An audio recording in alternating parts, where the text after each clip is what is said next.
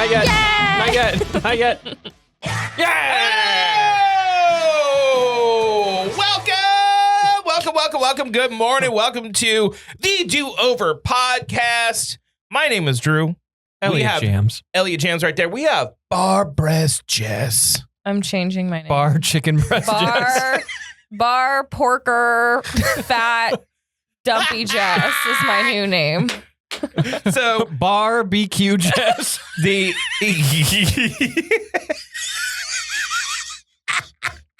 There's your clip. Y'all are lucky that I have a sense of humor. barbecue Jess. Yeah. She's here. Pitmaster Jess. But I don't like barbecue. It has to be better than Okay, that. hold on. Wait. Okay. Before we even get into this, I just got to say, we know y'all loving the pod. We know it. People be punching down our doors, talking about how much they love us three white people bringing our unique white perspectives to the table. They're like, so unique. there is no other mainly white people podcast ever. So I feel like we're filling a role, Elliott, We that really not a are. lot of people fill. Yeah. Where else can you find three white people doing a podcast? You can't. Nowhere. Nowhere. There's nowhere else. It's never been done before. Where three white people have a podcast and bring those unique white people perspectives to the table. You know what I mean? Like white people taco night. Yeah. That should be the podcast. What? We do white people taco night and we just record ourselves making the most white basic tacos. I'm down to do my white person taco recipe is rather good. I'm Thank never you very eating much. again. It can't be too good. That's Jess, the point. Jess, calm down. No. Calm down, hefty backs. We're gonna get Damn.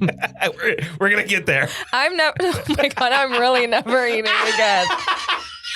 I'm never coming back. I'm never. I'm This sorry, is I'm my sorry. final episode of the podcast. This is my goodbye. Okay, wait. I gotta get through this first, okay? We got details coming on the literal bash in parentheses Jess Fest 2025. Okay. I want to say big shout out to DM Mike from the MM crew. Mm-hmm. He's gonna have Orky come and do one shot. That's really cool. And then also we got Mark hitting us up from Instagram Mark. Instagram. And he just was very complimentary. He's new to the podcast, loves all the content that we're putting out. So I'm going to be sending a shirt. Now, shirts. I have a bunch of free shirts. I'm just going to be probably mailing out a bunch every week. I'm going to probably do like 10 a week, just get them out. So I have the first 10. They're ready to ship. I'm sending them out on Monday. And if you want a shirt, DM me. I'll see what I can do. Now, with all of that, I want to thank all of our sponsors. Yeesh. We have a brand new sponsor. Brand new sponsor. Elliott, who's our brand new sponsor? Our newest sponsor is our good friends over at Old Town Auto Glass. Old Town Auto Glass for all of your windshield repair, camera recalibrations. They got it covered. Plus, they work with any insurance. And on top of all of that, they're mobile. So they can come to you. Yeah, Old Town Auto Glass supporting the Do-Over podcast, so go support them. Also, got to give a shout out to Groggs. We got to give a shout out to the Sierras and all that carpentry and door needs that you got. We also got to give a big shout out to Brown's Shoe Store in Visalia. Go say hi to Josh over at Brown's. I actually want to go do a PG-13 episode from Brown's, so details on that later. And of course, Horn Photo, we love you. So thank you, all of you, for your support. Now, I had notes. Let me just throw them the frick out and then go right to Bar Breast Jess, because on the way here, I call her and I was like, yo, you want a coffee? And she says, no. No, I'm you asked if drinking- she wanted pink drink. Well, I called her Pinkity Drinkity. You want a pinky winky? And she was like, no. So I'm like, hey, you want a coffee? She's like, no. I'm like, what's wrong? She's like, I just found out something about my body. And so, but it was more like this. I just found out about my body. Why does it sound like Torbeck? Why do I have something wrong with my body? And she has like the bees where There's a bucket of burn. You guys are lucky. I'm not going to literally off myself as soon as I leave here. So Jess, tell me what's going on. Okay, so I went to the doctor for my annual PAP. You fit through the door? Dang. I haven't. Jesus Christ. I'm kidding. Jess, you look good. Okay. I'm going to clarify. You look good. Stop being so hard on yourself, but let's go ahead and beat up on you for a second. It's just the not false reality. It's the reality. It's very much a reality. No, it's very much a reality. It's the reality. So, but my normal doctor was unavailable, so I went to somebody new. Okay. And they were like, you can see this man or this woman. And I said, no man deserves to see this outie. Oh, okay. So a woman, Cool. please. So it was a pappy. So I went to go get a pap. Okay. And you know, before every doctor's appointment, you weigh yourself. I don't even look because I just am that girl that cannot look at my weight. I used to do the same thing. I used to go like this. I can't look at it. I physically cannot look at it. Really? I just hone in on it. I do not. And so I go into, you know, the room or whatever. My blood pressure's great, so that's great. a good sign. That's good blood That's pressure. good. How's the cholesterol? Good. Okay, there we go. My innards are fine, but Shout out innards. Shout out Yeah. innards. So my pap smear came back great. Good stuff. My vagina's in pristine shape. My vagina be rocking. Okay. Yeah. Female health. We're up for that. My waterfall's just fine. Okay. I'm sure John Mayer made a song about that. Yeah. I thought it was TLC. I don't know. Don't go chase them all. Oh, I thought, I was thinking Wonderland, but I was like, for some reason I had your waterfall. body is a waterfall. Your vagina is a waterfall. See, that That's sounds me. like a John Mayer song. Yeah, and it's dedicated to me. Jess's body is in a Wonderland. It's a chili cook-off. Oh my God. That's dark. Hey, we love chili here at the Jesus. Do-Over Podcast. Sorry. Okay, get it out. Okay. Get it out. All right. Okay. I'm sorry. So my new doctor, she's like, oh, what has changed in your how did she word it? Like, what have you done differently in the past year? What's going on in life, dog? Yeah, like in the past year. Right. And I'm like, what do you mean? So the first thing she says is, man, like, do you work out? And I'm like, wow. What gave it away? Yeah. What? What did you say? Nah. I know. I just go on my girlfriend like once in a while. What gave it away, guys? I know. I was like, oh my God. Like, period. And she goes, no, in the past year, you've gained 30 pounds. What's changed? And I immediately am like, what? Like, there's no way. What? And she goes, so I need to know. And like, if this is a problem, I go, no, I moved in with my boyfriend a little over a year ago. This checks out. Like, I am not surprised. Like, she said this to me and it like devastated me, but I am not surprised. I am blaming Silts Why? through and through. That man, I've told you, can eat McDonald's breakfast, lunch, and dinner every day. Well, to be fair, McDonald's breakfast is pretty good. Yeah, dude. Actually, that was the send off to my diet. I was like, I have to get McDonald's breakfast. Dude, I don't do it. That being said, I'm going to be really gross here. I'm going croissant witch at BK. Croissant witch is Not over. they're 2 for $5. That's and they're disgusting. delightful. It's just a money But thing for you. It's damn good. The croissant's always flaky and buttery. Okay, but here's the thing. Okay. Okay. My problem is that I don't eat during the day because I'm working with my hands. Question: when do you eat dinner? This is my problem. Okay. When I get home at 10 p.m.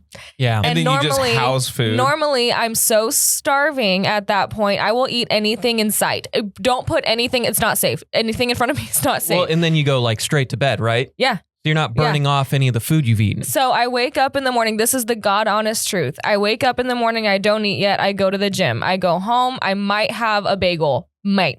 If I allowed myself enough time to do that. She's all. And when I say I went to the gym, I didn't go to the gym. I just skipped it. When I say gym, that means I slept in longer. I went Bessie B night and Taco Bell. Period.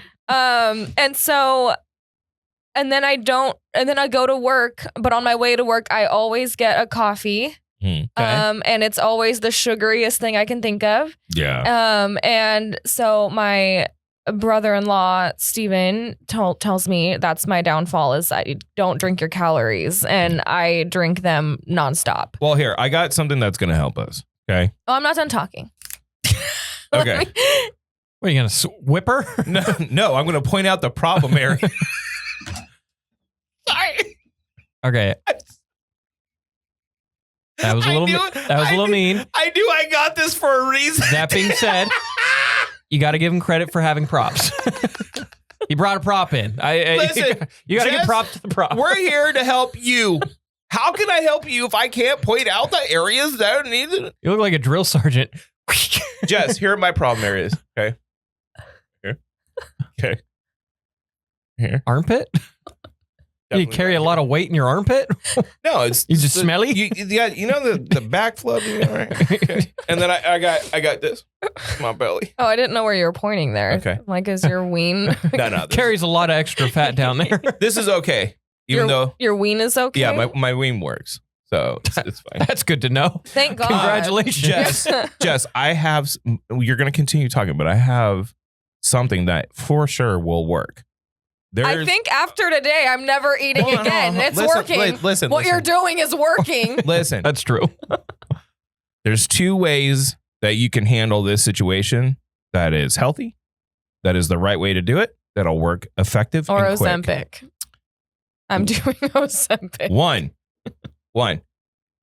Anorexia or bulimia. Yeah. These things work. They Bullying do. also works. And It you know what? does. Listen. Not only does anorexia or bulimia work, it's quick and it has no negative health effects at all. And you can keep it up for the rest of your life. And it's great. Yeah. It's easy. Really great. Okay? This is what I'm going to tell my girls to do if they ever, gain weight, because we underfeed them anyway. So it's fine. And then also, the other thing you can do is just keep the weight, but just get a giant boob job to offset everything else. Well, that would just right? add to the weight. Yeah, but I mean, like, It would just look, be heavier. yeah, but it'll offset any weight I gain. do have something to say about that. What? I've gained a cup size. No, Jess, I say this kidding, obviously. We do not underfeed our children, and you look beautiful. You're a piece of shit. Hey, hold on. Jess, There's your clip. Jess. I know, that was pretty good. Stop saying that, because it's going to ruin the clip. Well, I'm helping Orc. Or cut this out. Jess, Listen. why are you being so fucking hard on yourself? I gained 30 pounds in a year. Okay? 30. And look, DoorDash knows I love it so much it just notified me right Hey, now. Heard you were talking about me. Literally. So this. What are you up to? LOL. So 20% off delivery. DoorDash is all, do you want your usual? Literally. So Popeyes has a new $6 box. So this is a Premier Protein with 2 shots of espresso in it. Sick. It's disgusting. There's me try a little sip. 160 calories Let me in try. that, Jess. That's not a lot. And it's 30 grams of protein. Do you so know that's how pretty good. it's not a lot? It's almost 200 calories in a little drinkity drink. Look, It's why is all banana. this? Why'd you go banana? I like bananas. Jess, how Yours many- tastes like dog poop. Every And? time. Sorry, Yours I is burped. sickening. Yours is gross and keto friendly. I'm just saying, Ugh. Jess, It's the so sugary drinks and soda and stuff. Do you drink diet? Yeah. You drink it? Yeah. I don't okay. like regular soda. I like Yeah, diet soda. Me too. I like diet. So you got it. That is sugar. Believe it or not, sugar is one of the worst things that you can intake for your body. This is my problem. I'm telling you, this No. is why I'm a fat cow. You're not a fat cow. All right, stop. Here's what you need. If you want to, you can fix all of your issues within a week. Just meal prep. I do, You don't. but I don't have time You know what, to Elliott? eat. Elliott, I have a feeling Jess didn't do the diet. I agree. I think Jess didn't do the diet, and she needs to live up to her bargain that she made with us. I am literally never coming back here again. We all made Jess. we all made a pact. I think you need to go and do the weightlifting thing like you said you gotta would. do the bodybuilder show. Do Yeah. 10 push-ups right now and show me you did them every day. Yeah, let's see some push-ups. Do the 10 push-ups. Push up cam. Push up cam. Push up cam. You gotta do push-up, Cam. He's not. Face down, ass up. Do it. Damn. He starts throwing it back. Face down, ass up. Do it like this. Yeah. I got this. Do it. Zoom in on his flat butt. Are you doing the lady? He's just essentially doing downward dog. Oh my God. Fuck, that was a little joke. He's just doing downward dog here. Normal big man push-up. Those were something. maybe push-ups happen. Sounds like Guys. you need to do the body. Enough, wait. enough about the push-ups. Let's get back to the root of the cause. Let's get back to what Silks we're is talking a about. feeder. Is that someone called Jess a porker? Yes, my client last night said, "Dang porker," when I was telling her how upset I was about my weight, and she said, "Dang porker," and I was would've like, slapped. literally, what? I go, "What did you just say to me?" I was so shook. So yes, this will be my last day working here today, and I'm gonna crawl into a cave until I'm skinny What if again. I have an idea, and I hate this idea, but I think it might work because I feel like Jess, and I mean this in a good way and in a sense, I feel like you run very extreme. What are you talking about? Like, I feel like in order to, like, you'll go extreme about something, whether it's like a, Yeah, I have autism. sure. Yes. But maybe if we give her like, I want to bring something up about that, but maybe if we give her like an extreme goal to achieve, she'll achieve it. Like, yeah, we're I'm like, gonna lose hey, 30 pounds. okay, right. So maybe we should put her in the marathon.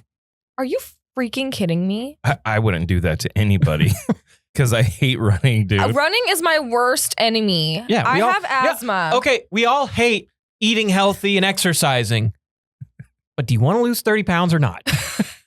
Okay, I need to Nobody have- nobody enjoys meal prepping for the week. But you know Jess- what? We hold got to on. do it. Here's my concern. Jess is going to beat herself up to the point where she does legit like not eat, and you can't do that. Like, you have to eat food. I've done it once before and I got super skinny. Glorified eating disorder. Shout out. I don't think. Or just do what my mom did. Call me Chubbs for like a year. That'll do it. I'm telling you. Spite is a great motivator. But here's my problem. So I left my doctor's appointment. I'm like sobbing, crying, throwing up. And then I get home. Well, I heard throwing up helps you lose weight. Yeah, exactly. Bulimia. So then I get home and Silks is like, "I don't think you're chubby at all. I don't see the 30 pounds. I'm Slides like, yeah. a deep dish pizza. Literally, because I'm like, yeah, dude, you're probably not mad because I'm your little McDonald's friend over here. Just slowly, methodically sliding me in Ed's. Imagine this is a chicken bone. He's like, I don't see it at all. Babe, your chicken parm's getting cold. I'm gonna start crying. Oh my god. Here, if you want, you can start making fun of me. No. It's okay. No. Jess. No. It's okay because all the weight I lost from Hawaii, like leading into Hawaii, I lost it within 2 days of being back my on God. on the mainland. Yeah, dude. When I was doing my diet, I was down like 12 pounds. The last 2 weeks, the last 2 weeks, I must have gained all that shit back, dude. At least all of it, if not more. So, Jess, listen. As a person that has struggled with their weight their whole life, especially like it affects you, like you were skinny and pretty in high school, and I was fucking huge in high school. And it wasn't until like my junior year where I lost all the weight down and started getting confident about myself. But it created this obsession about the way I look and my size and all that. Just let it go. If you have someone, No. listen, to an extent, you can't let it destroy you. If you really want to lose the weight, set a goal for yourself and stick to it. But I think people, I mean, even when in my older life, I get kind of screwed up with this because to lose weight, you have to be like, Yeah. you have to be accountable to yourself. Got to be consistent. You too. cannot, hold on, baby. I love you. And I personally think you're beautiful. And I swear to God, that's on my children. I think you're a gorgeous person. Okay. Period. Okay. You look great, in my opinion. And when we met you, you were super thin, and you gaining a little bit of weight, you're still looking like a normal human being. You do not look like a heavy person. And so don't fuck yourself up over this. But if you legit want to lose weight, you have to not make any compromises and stick to it. And that's where almost everyone gets fucked up. Oh, yeah. It takes about 4 to 5 weeks doing a diet, and that's a month plus before your body even starts really acclimating to what you're doing to it to see results. Yeah, most of the time, people don't see results until like 7 to 8 months. Yeah. So if you're doing a diet, right, and then 3 weeks into it, you're like, oh, it's been really good. I'll have a cheat meal. It just destroys it. It just, all of what you've done out. I know what I'm going to do, but I can't say it. I don't want to get canceled. Okay. Are you going to like go What are to you gonna Mexico and get a tapeworm? Yeah. Are you going to go on Twitter and call everyone racist slurs? That only gets you a bigger following. Oh, okay. Yeah. That gets you $1 million now in this society. I've gotten skinny quick before, and I'm just going to do it again. Deal. Don't. Yeah, don't do that. It's not a big deal. Jess. It's not a big deal. You're going to ask Almond Mom to call you Chubs? Jess. I lost 20 pounds when Mom started calling me that. My mom showed her. My mom came to my salon yesterday and dropped me off this like a nice zucchini it was quiche. like a granola bar made of nothing. It had like nothing in it, and she was like, "This is so delicious, eat it." And it tastes like sand, flavored air. I was like, "Okay," and so I took a bite, and I was like, I'm not seeing the appeal here, but okay. She's all, and it'll keep you full until you're off. It's so yummy. And it was not. It was vile. Well, see, but here's the thing. And I'm going to say this because when I was really, really, really hardcore in keto and like keeping it up, like around the time I met Sarah for the first time, and I was thin. I was like a thin person and I felt great. It was probably the best feeling in my adult life I ever was. Her mom watched me eat one time and she was like, "You eat weird." I was like, yeah, like I spit out my soda. I do eat weird. It's like weird when you have a single piece of meat and like a thing of mustard and you're like, okay, that is so sick. Hold on, but you have to do it and do it all the time in order to lose weight. Like you have to, and it's weird. Almond Mom is in great shape in her probably like 38, 39, something like that. Who knows how old Almond Mom 60. is? No, nothing Couldn't like be. that. She's probably like Couldn't 41 at most. At least. But look, she looks incredible, especially for her age. And she eats weird. She eats health shit. And she's trained herself to be like, this is great to her, right? So lie to yourself. Yeah. Dude, but like, look, my point is that her doing that has kept her in shape. Mm-hmm. And it takes dedication to doing that all the time and that's, dude, I struggle with that shit all the time. I can't tell you if I'm like really good on my diet. I see like you dump the water weight first in keto, like you dump water weight in like the first 10 days and you'll feel great. You'll see a change. And then when your body hits ketosis, you'll actually start losing weight kind of rapidly. But after like 4 or 5 weeks, I'm like, God damn. Okay, if I just have one thing of fries right now and like that mental ability to be like, no, I'm not going to do it is what it takes to hit your goal, right? And you're a very busy person. I'm a very busy person. At the end of the day, it's inconvenient. It's an inconvenient thing to be healthy, but you can do it if that's what you want to do. Me personally, and I'm being honest with you, with all the love in the world, you look great. I'm literally never leaving my house again. Oh, God. Until I'm skinny. And then I'll leave again. Well, I feel like you wouldn't because you'd never leave. You'd just be sitting on the couch. Yeah. You probably gain more Dude, weight. yeah, if you if didn't. anything. No, I'll use our home gym constantly. Is it possible though that like you have literally cultivated mass from going to the gym all the time?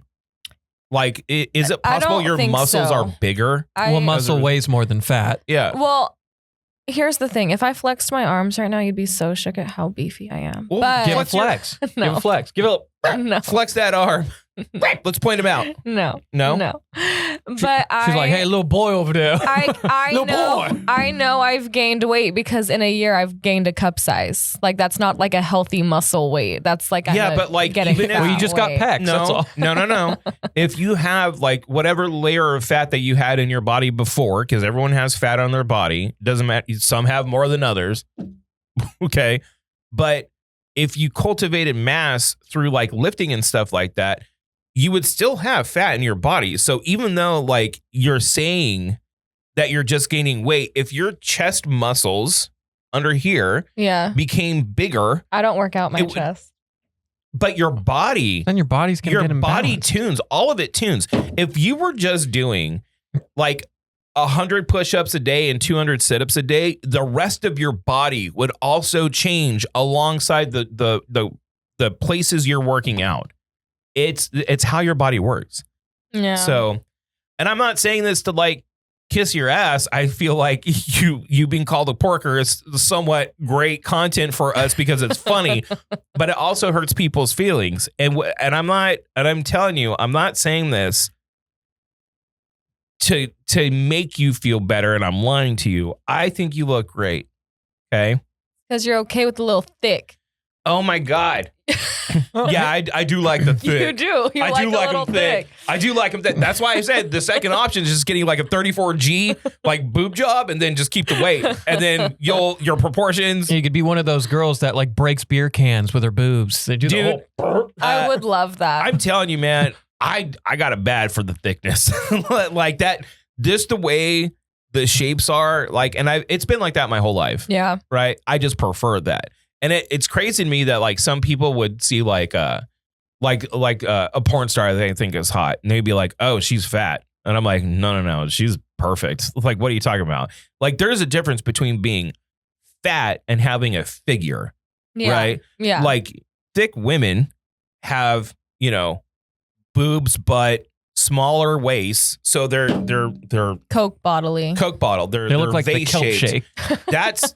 That, in my opinion, is like the silhouette of a woman. Like, you know what I mean? Yeah. And I don't get on me. I know that all women come in different shapes and sizes. I get that. People can have preferences. But I just have always been super attracted to like that shape. That shape fucking destroys me, right? Like right off the bat.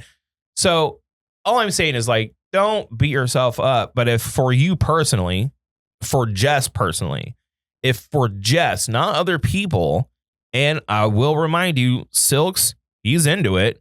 Okay. I don't believe him though, because his other girlfriends have been skinny.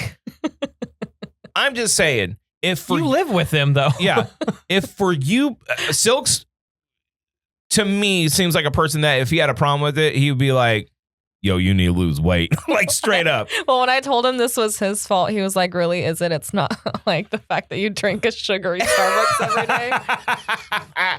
Classic Silks. I mean, that dude, drinking that Starbucks is like eating a king size Snickers bar every day. Yeah, it's so bad. But my point is, if for you it's becoming an issue, then you should do something for I it. couldn't even button my jeans yesterday, so I'm having a crisis through and through. If it makes you feel any better, when I put on my work pants, I noticed my belt was like, ooh, these are tighter than I remember. Yeah. Ooh, yeah. that's not good. So I gotta get back on the old grind. Every 7 days when you guys see me, I'm just gonna just disappear. So Everyone that is watching right now, when I was just cracking jokes, first of all, I would never in a million years tell my little girls to be bulimic or anorexic or get a boob job so they look normal. You're gonna get some hate comments. I would never do that. Here. That was a joke. So let's all calm down, you fucking pansies. And no, not our normal listeners, the people that have a problem with that. You can go fuck yourself.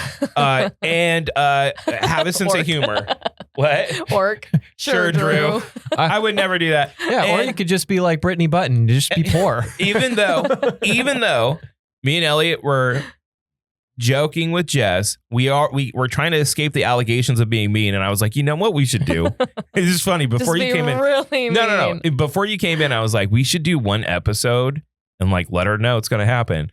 That we are really mean to you the whole time. Like, get in the corner. You know what I mean?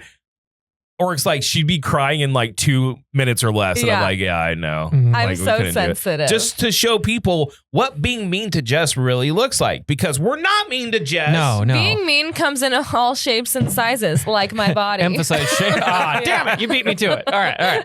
But see, she made the joke, and it's okay. Because I have horrible self-image anyway. We're one and the same today. We're two thick peas in a pod. We're not even fitting in the pod. We're two dumplings on a plate. See, this is what pisses me off about We're two this guy. pork buns He is in a basket. He is legit in shape. He's Yeah. in shape. Yeah. And he's like, I'm such a fatty. Shut the fuck up. Take your shirt off. No. We want to see it. We want to No. see it. Let me show your tub. No. Don't show- We've been berating my body all morning. Let me see that tum tum. No. Let me Take see it that off. tummy. No. Come on. Come on. If I do it, I'm going to get really sad. Come on. Let me see that. I'm gonna tummy. Really? I'm going to sound like Eeyore. You guys literally were like berating me right now. Take your shirt off. No. It got bad after Hawaii. No, it didn't. It got Hawaii. Why are you still eating like this? Well, is there anything else you want to say about your body? No, that I want to cut it off. Shout out Tummy Ham. We're back. I want to cut my head off and like put it on a hot body somewhere. Just show the tum tum tubby. Yeah. Show the tum tum tubby. Show the tum tum tubby. Here, I'll do this because when I was a kid, I used to watch Ed, Edd n Eddy. And Ed, the dumbest of the group, he put like the cute girl in the cul-de-sac's like face on his stomach, and he's like, "Kiss to your fans, Naz." And it's like,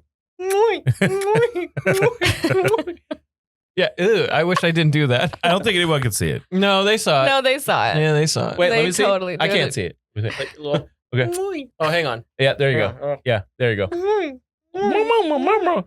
You should make it talk. Hey. Wait, hold on. I'll talk for it. You just do it. Hey, how's it going? I just got back from Hawaii, and I love Lady Jams. She puts her tongue in my belly button. Have you ever done That's my something mouth. like that? Do you guys do belly button play? No. Dude, I had a girl. I don't trust my body. Okay, the fact you brought this up is crazy. So when I was a kid, apparently it was like a compulsion thing because you know how I like bite my nails and Yeah. stuff. I used to like put my finger in my belly button as like a nervous. I hate that. Hold on. I used to like, dude, it was weird, right? It's sick. And it would get like inflamed all the time because I would like, so I was like a kid. I was like 1, right? My parents. So when I got older, I have this weird thing about like anything being inside of my belly button. Does it hurt you? Because some people No, say it hurts. it's like a psychological. No, it doesn't hurt. It's just a psychological. It's like, ugh, fuck, Yeah. get away from it. Yeah. Because I used to mess with it when I was a kid all the time. Yeah. And I have this like, I hate everyone overuses the word trauma, but I have like memories of this that affect me. You know what I mean? I've been thinking about that lately. I'm sick of the word. Yeah, I'm sick of the word trauma. Everyone, you mean, the minor inconvenience that you face, that's not a big deal? I think But it's because trauma. reality TV shows just use that word It's so TikTok. much. No, It's TikTok. It's everyone has ADHD now. Everyone has autism now, and everyone has so much trauma now, and that is mainly a self-important. I think it's because TikTok I've been thing. watching Vanderpump Villa, Yeah. which is just not Vanderpump. Yeah. And it's like, you're traumatizing me? And it's like, no, you're having an argument. Yeah, you're Stop having it. a minor disagreement right now. Shut up. You having a bad picker is not trauma. Yeah. It's you saw a guy who's physically attractive and you made out with him on a couch. Okay? That's Yeah. not trauma. That's not trauma. So anyway, Hannah was the worst. so I had this thing with my belly button, right? Mm-hmm. So this girl that I was dating one time, she wanted to stick her finger in my belly button, and I'm like, no, Yeah. do not do that. So she could do the like.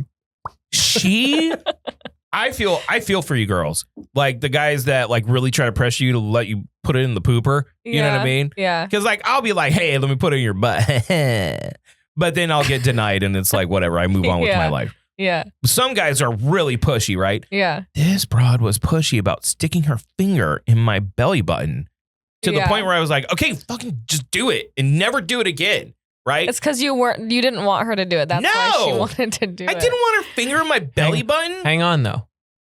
How far did the finger get? Oh, I don't know. Well, tell me. I didn't.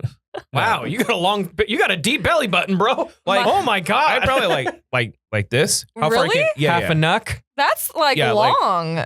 Like probably You got like a that far. deep You ass have a belly deep button. belly button. Do I? Bro Yeah. she going spelunking. But see, like maybe that's why I would always fuck with it when I was a kid, because I was like, It's like a literal hole. Yeah, it's like a black hole. It's like a black hole. I just probably have black things in there. hole, Tom. Won't you come? Won't you come is crazy. All right, On my black hole tongue. Jess, I Doing belly need you. shots. I need you to just love yourself. Have you ever Love yourself. Never mind. What? Have I ever Love yourself. Not put it there, but have you ever like got jizz in your belly button Oh, from like. from ejaculation? Okay, we're gonna Like- take a break. Been 50 minutes. Like in your belly button. How did trying to like talk about being body positive lead to this?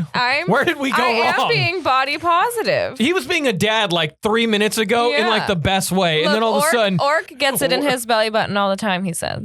All right. So we're going to take a break, like I said. And then we're going to actually start the podcast. Yeah. Jess, you're gorgeous. Don't beat yourself up. Yay. Okay, round of applause for Jess. Yay. We love you, Jess.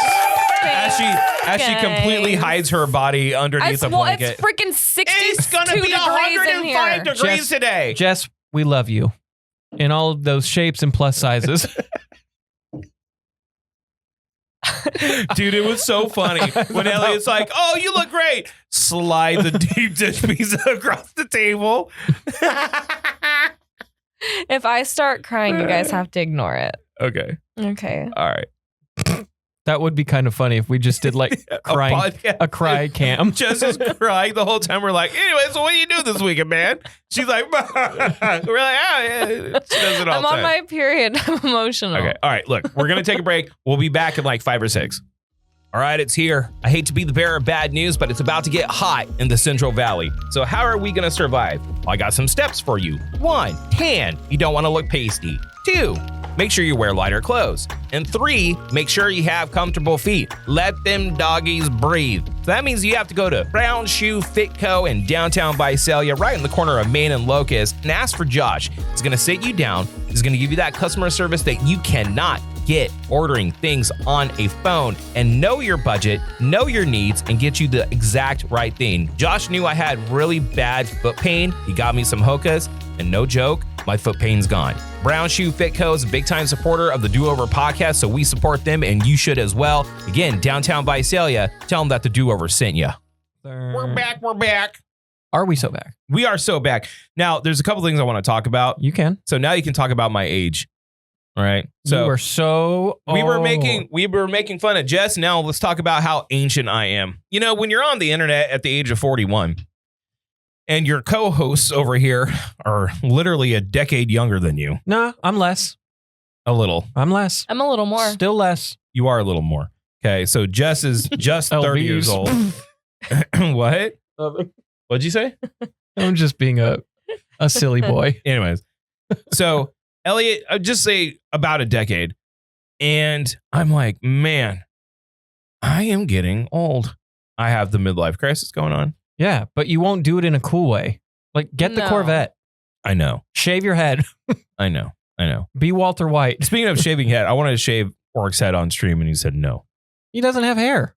Yeah, he hasn't. We can bick his head. Bick? Yeah. Like shave it. What, are you going to tweezer it? Bick. Like a razor, dude. Do you not know what a Bic razor is? Is it one of those like old timey ones? It's just a razor, bud. Bic razors. Anyways, I'm old. And my son. Talking about Bic razors from the 30s. My son. It's a Bic razor. Do you literally not? Are you Back in my day, we used a Bic razor for our heads. God damn, these kids, man. I'm telling you, these children. See, it's a Bic razor. You don't know what a Bic razor is? Even IREX says that makes me feel old. Jesus Christ. Anyways, my son graduated, and now I feel absolutely ancient. Like ancient. No. We were, so Sanger West class of 2025, the second graduating class from Sanger West. Okay. Yep. Congrats. Shout out to my boy, Joshua Andrew Hyatt. And he... Which apparently is spelt with a Z. Yeah, I know, dude. What are you talking about? The way that they sat those kids made zero sense. Was he at the very He end? was literally the last one that they called. The very last kid. Yeah. Literally the last kid. So That's interesting. I go and I'm trying to get like a really good picture. When I show up there, they don't want to let me in with the camera. Mm. And I was like, dude, it's my son's graduation. Just let me go, please. There's no flash on the camera. It's like, all right, I got you. Go. I was like, cool, right?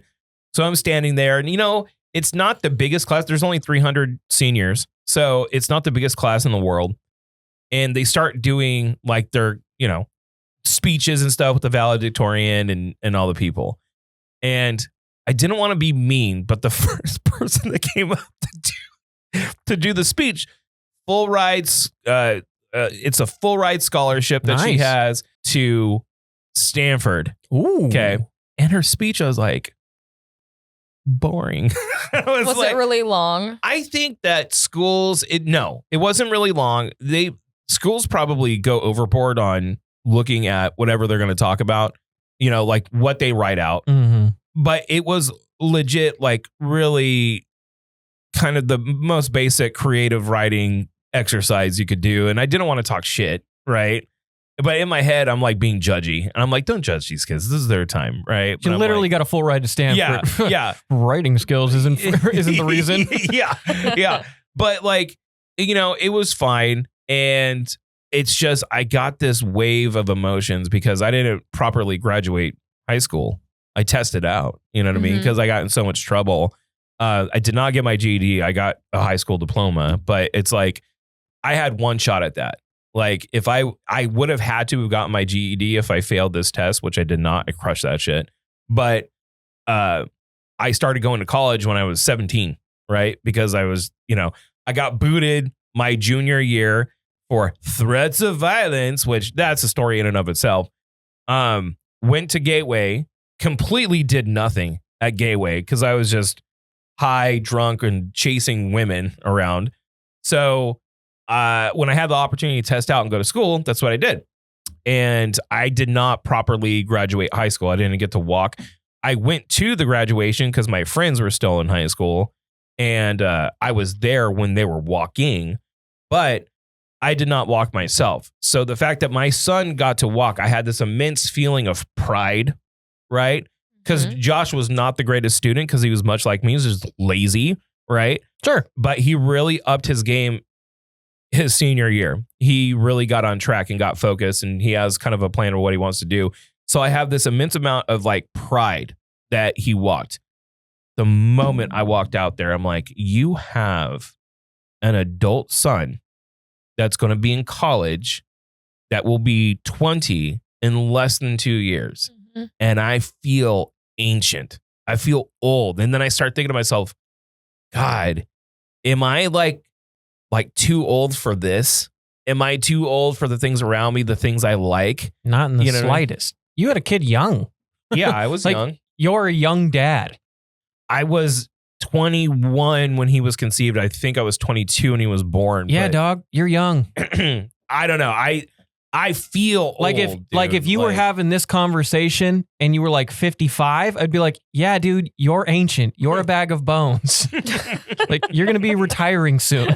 You're 40 and like young 41. 40. You're young 40. That's and pretty old. Honestly, 40, that's when a lot of people find like men the most attractive. So if anything, you're in your peak right now. Well, then I got to get back and lose weight, Jess. Okay, I'm going to lose my own weight.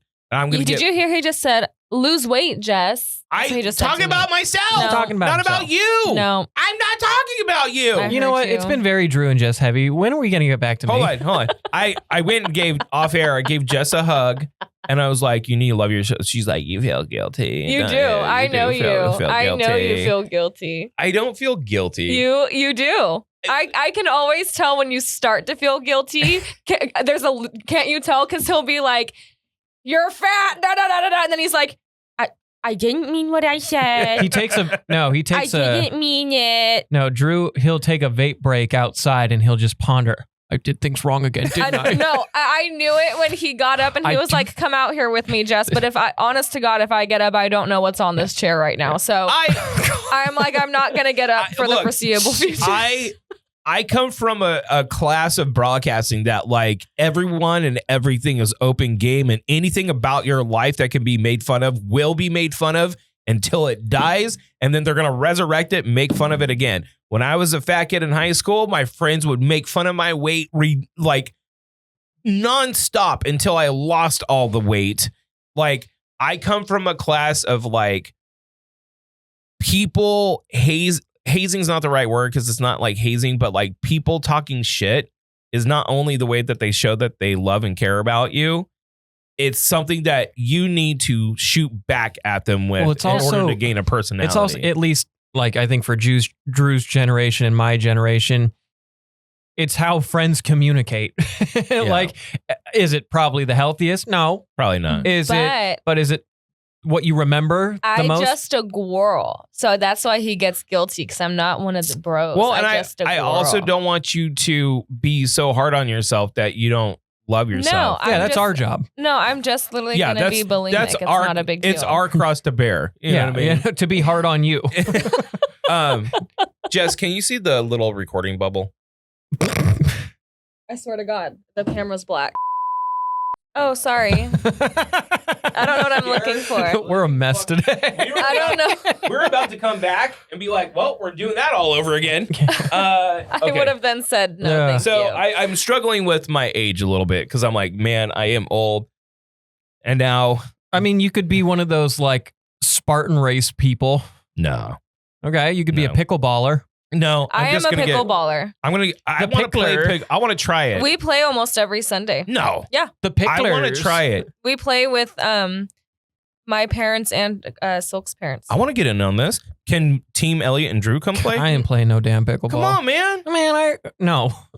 We are three white people with a podcast. That's a white person thing. It is very white. I can't get Pickleball is a It white is person very- I thing. can't White get person. if I get any more white, I'm gonna change from white to like honky, and then I'm gonna go straight to cracker, and I can't afford that right now, guys. You can't escape the cracker allegations. I can't do it You were because then you're like inch into racist. Yeah. You're inching to very hardcore racism. So yeah. Also, I was thinking about this. Maybe we should talk about this later. Okay, we're gonna talk about that later. Okay. What? Nothing. We'll talk about it later. Because I don't know, man. I've been like taking in all these news stories and all these things that are coming up. And I think that there's very complicated issues take a level of rational compromising in order to fix. And I don't believe we live in a day and age of rationale, right? Mm-hmm. Like, I'm a person, since it's Pride Week, shout out Pride Week, We or love Pride Pride. Month, sorry. It's Pride Month, Have right? pride. And we have gay friends. Mhm. One of our close family friends, DOODOO, he's gay. One of my best friends is transgender woman. You know what I mean? So I support their right to be who they want to be. One of your podcast hosts, Is Elliott. yeah, Elliott, super gay, Super That's what- prideful. that's I what I thought was that's what I thought that's what this Before- month was about. Being Before super you went prideful. on your whole thing, this is what I was going to do. I was going to point out the gay people in here. It's not me. Yeah. Anyways, Jess is bisexual, so I support the right to be whoever the fuck they want to be. I right? also like don't care. Yes, Like, but there is something that is a complicated problem, right? And it's not even that people blow it up like on the news and all that stuff bigger than it is, but it is the participation in sports thing. Yes. That is a complicated issue when it comes to this. Everything else, I'm like, there's no complications here. Yeah. Right? Who cares if they want to be who they want to be? We live in America, last time I checked. So stay the fuck out of their business. Mhm. That's just bottom line. Mhm. When it comes to the athletic competition, that is a nuanced, complicated issue. And you can't just say this side's argument is, well, it barely affects anyone because there's hardly any doing that. But it does. It does affect the people that are competing against them, right? Mhm. That does affect them. And those people are also real people that deserve consideration. But I also feel like the hardline stance of just like, no, it's like, okay, this takes a level of compromise. And what I see on the left-leaning kind of side of this issue is because there is very dangerous complications when it comes to being a transgender person, when it comes to self-harm, bigotry, when it comes to people, just their safety in general. There's like psychos out there that will hurt these people. So if you ask clarifying questions or, hey, let's figure this out, the vast majority of people on this side will immediately target you as a bigot.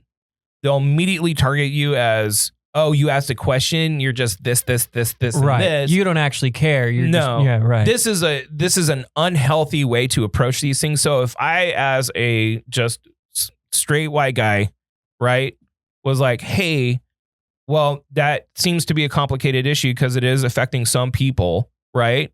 About fairness. So maybe we should talk about this. If you want to talk about this to find a compromise, they immediately shoot you down as there is no compromise. You just need to do it, right? Yeah. That is not a good way to approach these things. It's also not good to approach these things as fucking keep the dudes out of the dead bed. Yeah, like that's fucked up more so, in my opinion. Did you see they had a literal plane flying over Buchanan High School saying like keep it's boys fucking out of girls sports? Yeah, but look, like really? that. Yeah, a literal plane. We live in a day and age where a white woman can call a 5-year-old the N-word and get $1 million. This is just the reality we live in right now. I understand both arguments because it is a complicated, nuanced issue. But if we cannot bring ourselves together and have open conversations that are not ignorant hate fests about how do we solve this problem, if it is that big of a problem, maybe the conversation leads to us being like, it's really not that big of a deal. Fuck it, right? But this side over here needs to admit that it's a more complicated issue than just accept it and fucking shut up. That's not the right way to approach this at all. Okay, because these people over here are going to be like, oh, shut up. I'll fucking get a plane. Yeah. You know what I mean? Yeah. So, and these people need to stay the fuck out of these people's lives because these people are the ones that talk about freedom, but then they want to shit on these people. Like, shut the fuck up. Well, and I don't think that the right wing mostly understands the amount of transgender people there actually are in the world. It like makes like 1%. It's a very small percentage. It's a very small, and that's the whole argument is that it's so small. But even if it is a small percentage, it does affect other competitors. Yeah. Right. And if you're going to talk about fairness, there has to be some kind of a rational compromise here to make it fair for everyone that also doesn't hurt people in the process. Yeah. Because transgender people are people. They are fucking people. Yeah. Okay. Yeah. So that's one. The other one is the Gaza thing. And like, we haven't talked about this, and I'm not really going to go on how I personally feel about this. No one talks about how this is like legit, a religious war that's been going on for a long time. And this is fighting over who has the actual rights to this land. And you're dealing with two sides of people that the ruling government bodies hate each other. And when you're talking about something, not like a land dispute, not like a power problem, when you're talking about religious wars, like a religiously bent, these people are infidels or these people are anti-Semites that want us to all die. Dude, I don't see how there is any compromise because they need to be compromised. I was thinking to myself, the only true solve to this is integration.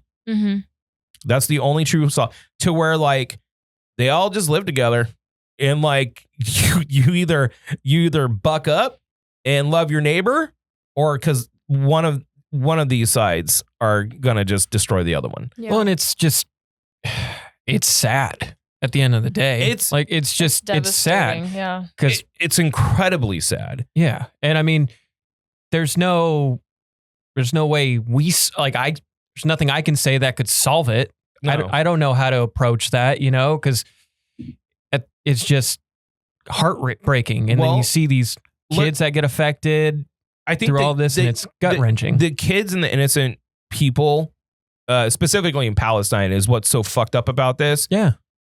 And again, complicated issue, right? Very. It's a complicated issue because you have what's going on, which is kind of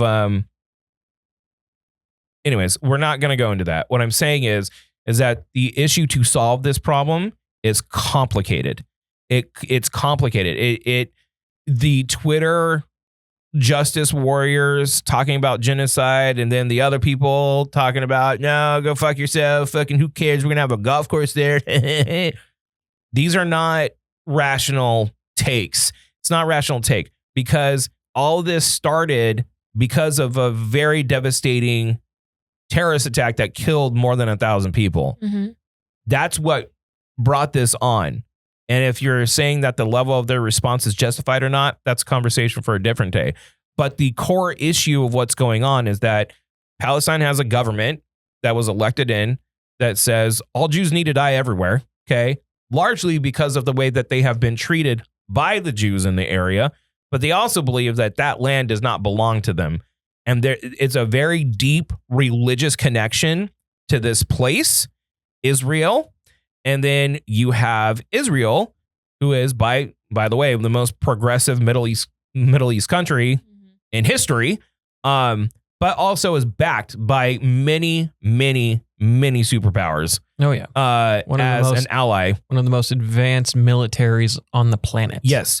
And you have that and this catalyst right here. And, you know, all the people in that area talk about how, like, they dislike Jews, but yet they all work with Israel.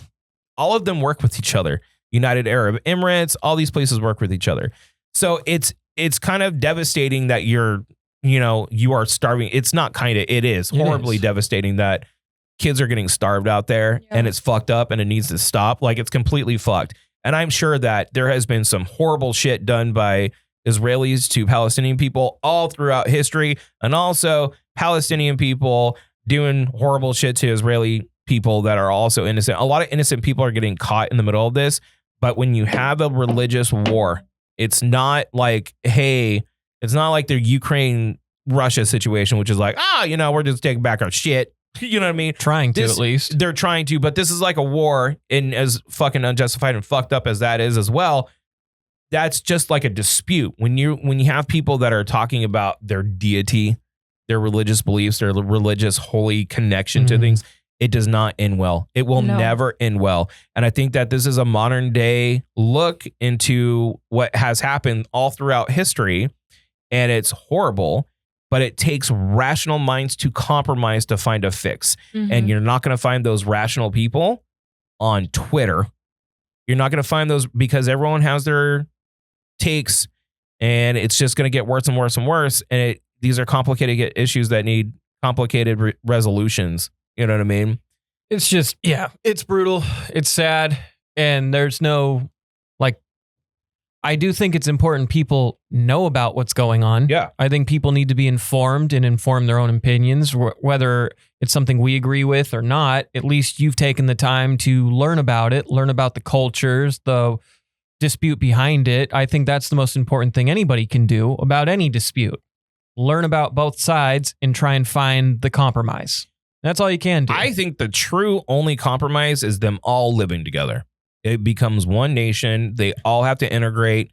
They get rid of the assholes that want to kill the other side, and the people just take over. Because I'm sure there's plenty of Israeli people that are totally against what's happening right now. Oh, for sure. They're like, this is fucked up. Stop. Yeah. And I'm sure there's a ton of innocent people that are getting caught in the crossfires of Hamas that are like, we don't fucking want any of this. Yeah, we just want to have a chance to live. We just want, and we live in America, and we grew up in a place where we don't need to kind of worry about bombs literally blowing up us or our neighbor's house.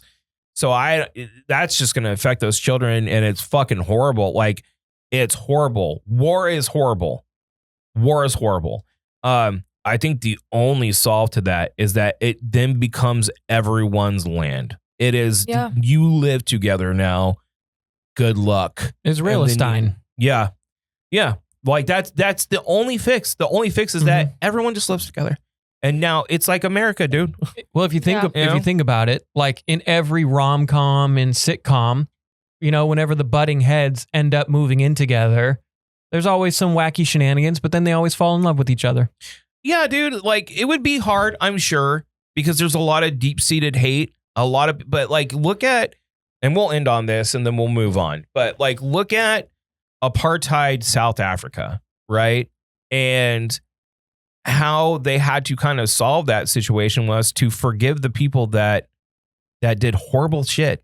You know, like you're going to have to let things go if you want your future civilization, you know, your lineage to live comfortably. You're going to have to let go of the horrible shit that happened in the past. It's the only way you can move forward. I mean, South Africa's still got some problems. Yeah, But they still have problems, but like, dude, it used to be really, really bad. Like, look, dude, 70 years ago when civil rights was happening, and yes, we still have racism here.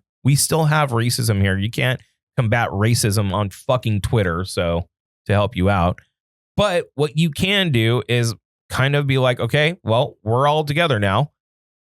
We'll see what happens. Figure it out. And now some of the most influential, smartest, best representatives of culture and style and American pop culture and what makes America America is on the forefront by black men and women. And just 70 years ago, we weren't allowed to go to school with one another. So how do you fix the problem? Integration. Yep. It's the only way to fix it. And I think that they'd be better for it if they just did it.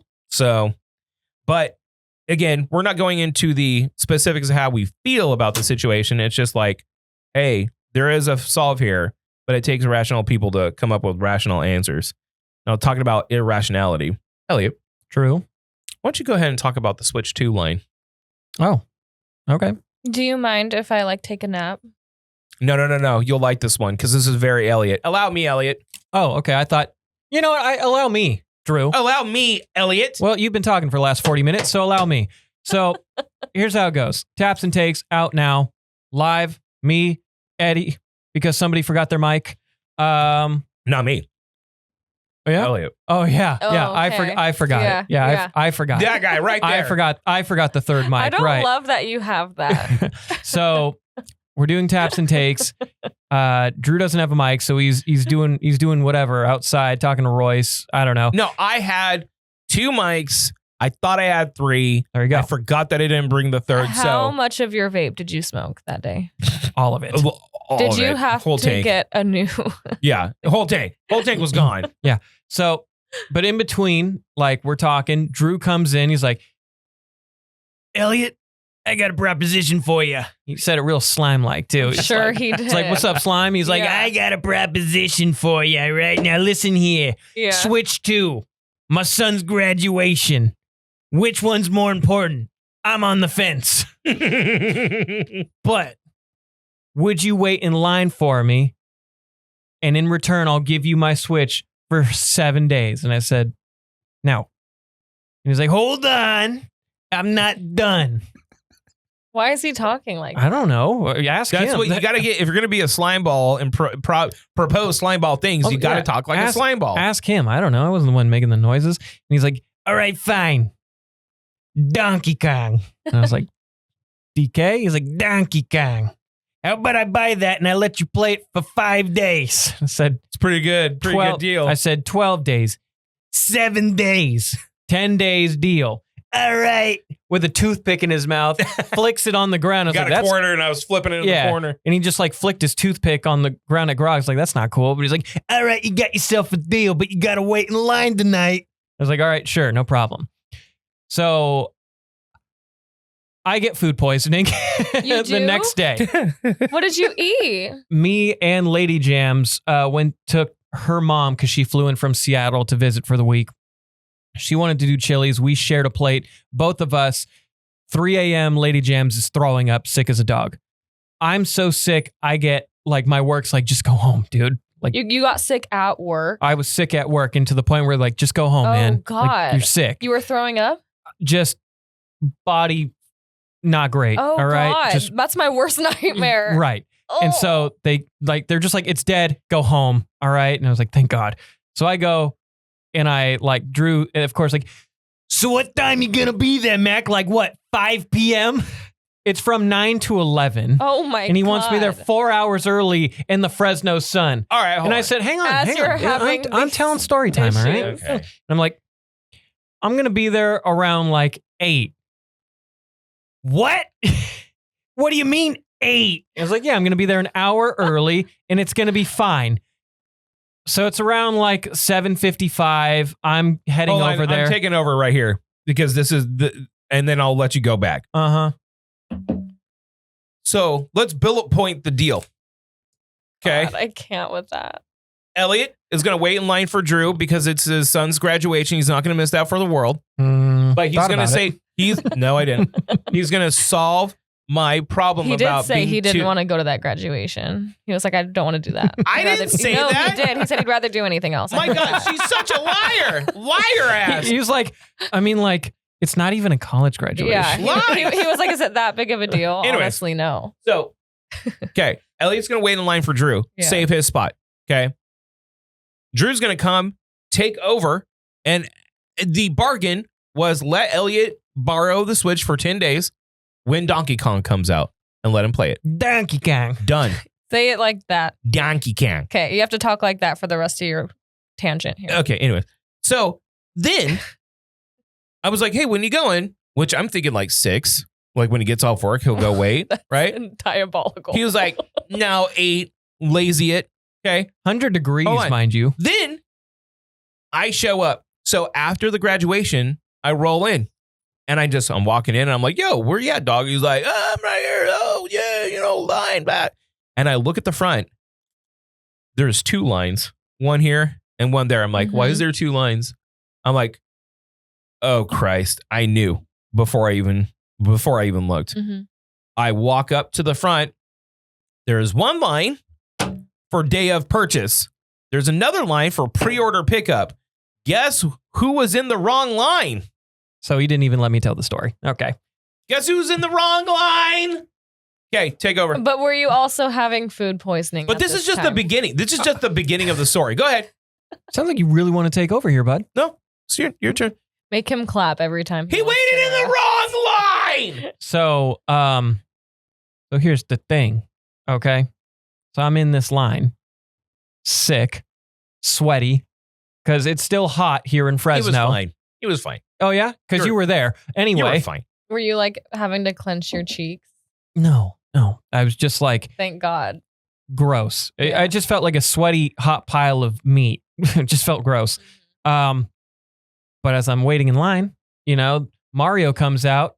Mario. How they say it in New York, Mario. Mario.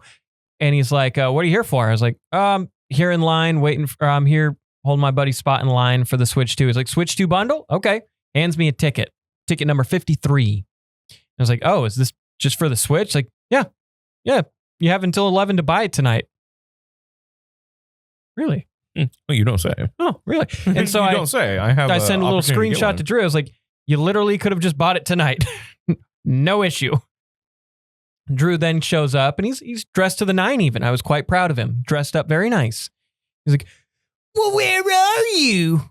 He changed his voice completely. And I was like, dude, who are you right now? I was like, hey, because I'm seeing 2 bloody lines over here. He's British all of a sudden. Yeah. Maybe he gets British when he's angry. I don't know. He's like, you blimey wank, you are in the wrong line. And it was like, I came in from the left. This is the only line I saw. So I go out of my way to not only hold one line, he was but gonna 2 lines now. Extra credit. Oh my extra God. credit, mind you. He's doing it for selfish reasons because he was going to be able to borrow the Switch too. Selfish reasons. And then rather just like, holding that spot and be like, okay, see you later, Tater. I stay until 11 p.m. to buy a Switch for myself. Okay, hold on. So let's to get a new credit card. So let's circle back. Wait. Let's circle back. Hold on. Thank you. Tagging. You have to clap. So I'm like about to lose my shit because I noticed that there's 2 lines and the day of buy line is way shorter than the pre-order line. Significantly shorter. The pre-order line is all the way past Office Max. Okay. So where like the Best Buy opening is and Office Max right next to it. And then the furniture one, I was past the furniture point. There's at least 200 people in line in front of us. Okay. And doors don't open till 9. So I'm like, fucking Elliott. I'm telling the people around me what he did. And they're like, oh shit, no. Right. Did they know who you were? No. So he rolls up with me, and he has his like little paper, right? And it basically says, see, I pre-ordered one 2 months ago. So I'm supposed to be guaranteed one, but the line to get it is just way longer. And I was nervous that if I didn't go day of to get it, some idiot at Best Buy would accidentally give it to someone else and then I'm just screwed, right? So he has the paper that guarantees it, stands in line with me, and the whole time I'm like, do it, Elliott. Get it. Get it for yourself, buddy. You deserve it. You're working hard. I earned it. I'm like, in any other scenario, I would say you don't deserve this, but you do. Look at you in your master's program and Lady Jams. And let me also say, him and Lady Jams were texting each other the whole time. They are obnoxiously adorable with each other. We really are. So It makes me hate them. They're so gross. It makes me hate. Was she saying, I miss you, Pookie Wookie? Where are you, honey, what she was bunny?" doing, she was sending me a trend, and I was gonna read the trends to you guys. I showed Drew a few of them, and they're pretty damn funny. Yeah. So, and it was like cute thing, right? But I'm like, listen, now that you're in it, you realize that you do have a boss. Your boss is Lady Jams. Correct. Yes. Men that want healthy relationships understand that the woman is ultimately in charge. Correct. I feel like that is not my house. It is true. Correct. But that's not in my house. He would like pretend that he's not, but he knows that you are ultimately in charge. Listen, if you really want your way, you're going to get your way. Period. No matter what. With a T. Period. You will always get your way as the woman in the real. know. Yes. If always. we had it my How way, strong's your finger wag? If we had it my way, I'd be pregnant right now. Okay, well that's a conversation for another day. Complicated problems demand complicated compromise. Okay, that's a different thing. I'm saying like most things. I want to eat here. That's where you're gonna go. If I want to do this, that's where you're gonna go. I want to do that. Not over my dead body. You're gonna do that. You will always win. You will always win. Okay. So I'm telling him the whole time, do it. Get the Switch. Well, and I'm like kind of like teasing her a bit because I sent her like the ticket. I was like, well, I could have just gotten one today. Yeah. I mean, I still can. ... Yeah. I'm still in line. Yeah. Read the text and read her first response. The first response was kind of telling because we were making fun of him about. I'm like, oh, you're cooked, fam. Here, let me you see. can't get one. Let me. Sheesh. Folks and I text once a day, probably. Okay. I find Okay. Literally. So first I was just like, was not expecting a line because I really wasn't. I feel like there hasn't been a lot of hype for the Switch 2 compared to like Switch 1. Switch 1 hype was crazy, right? Switch 2 hype, I feel like, it's there, but I don't know. But I was like, I wasn't expecting a line. And she was like, it looks hot and boring. And I was like, I get this ticket thing. And I was like, guess I'm getting a Switch, LOL. And I was like, I'm not, don't worry.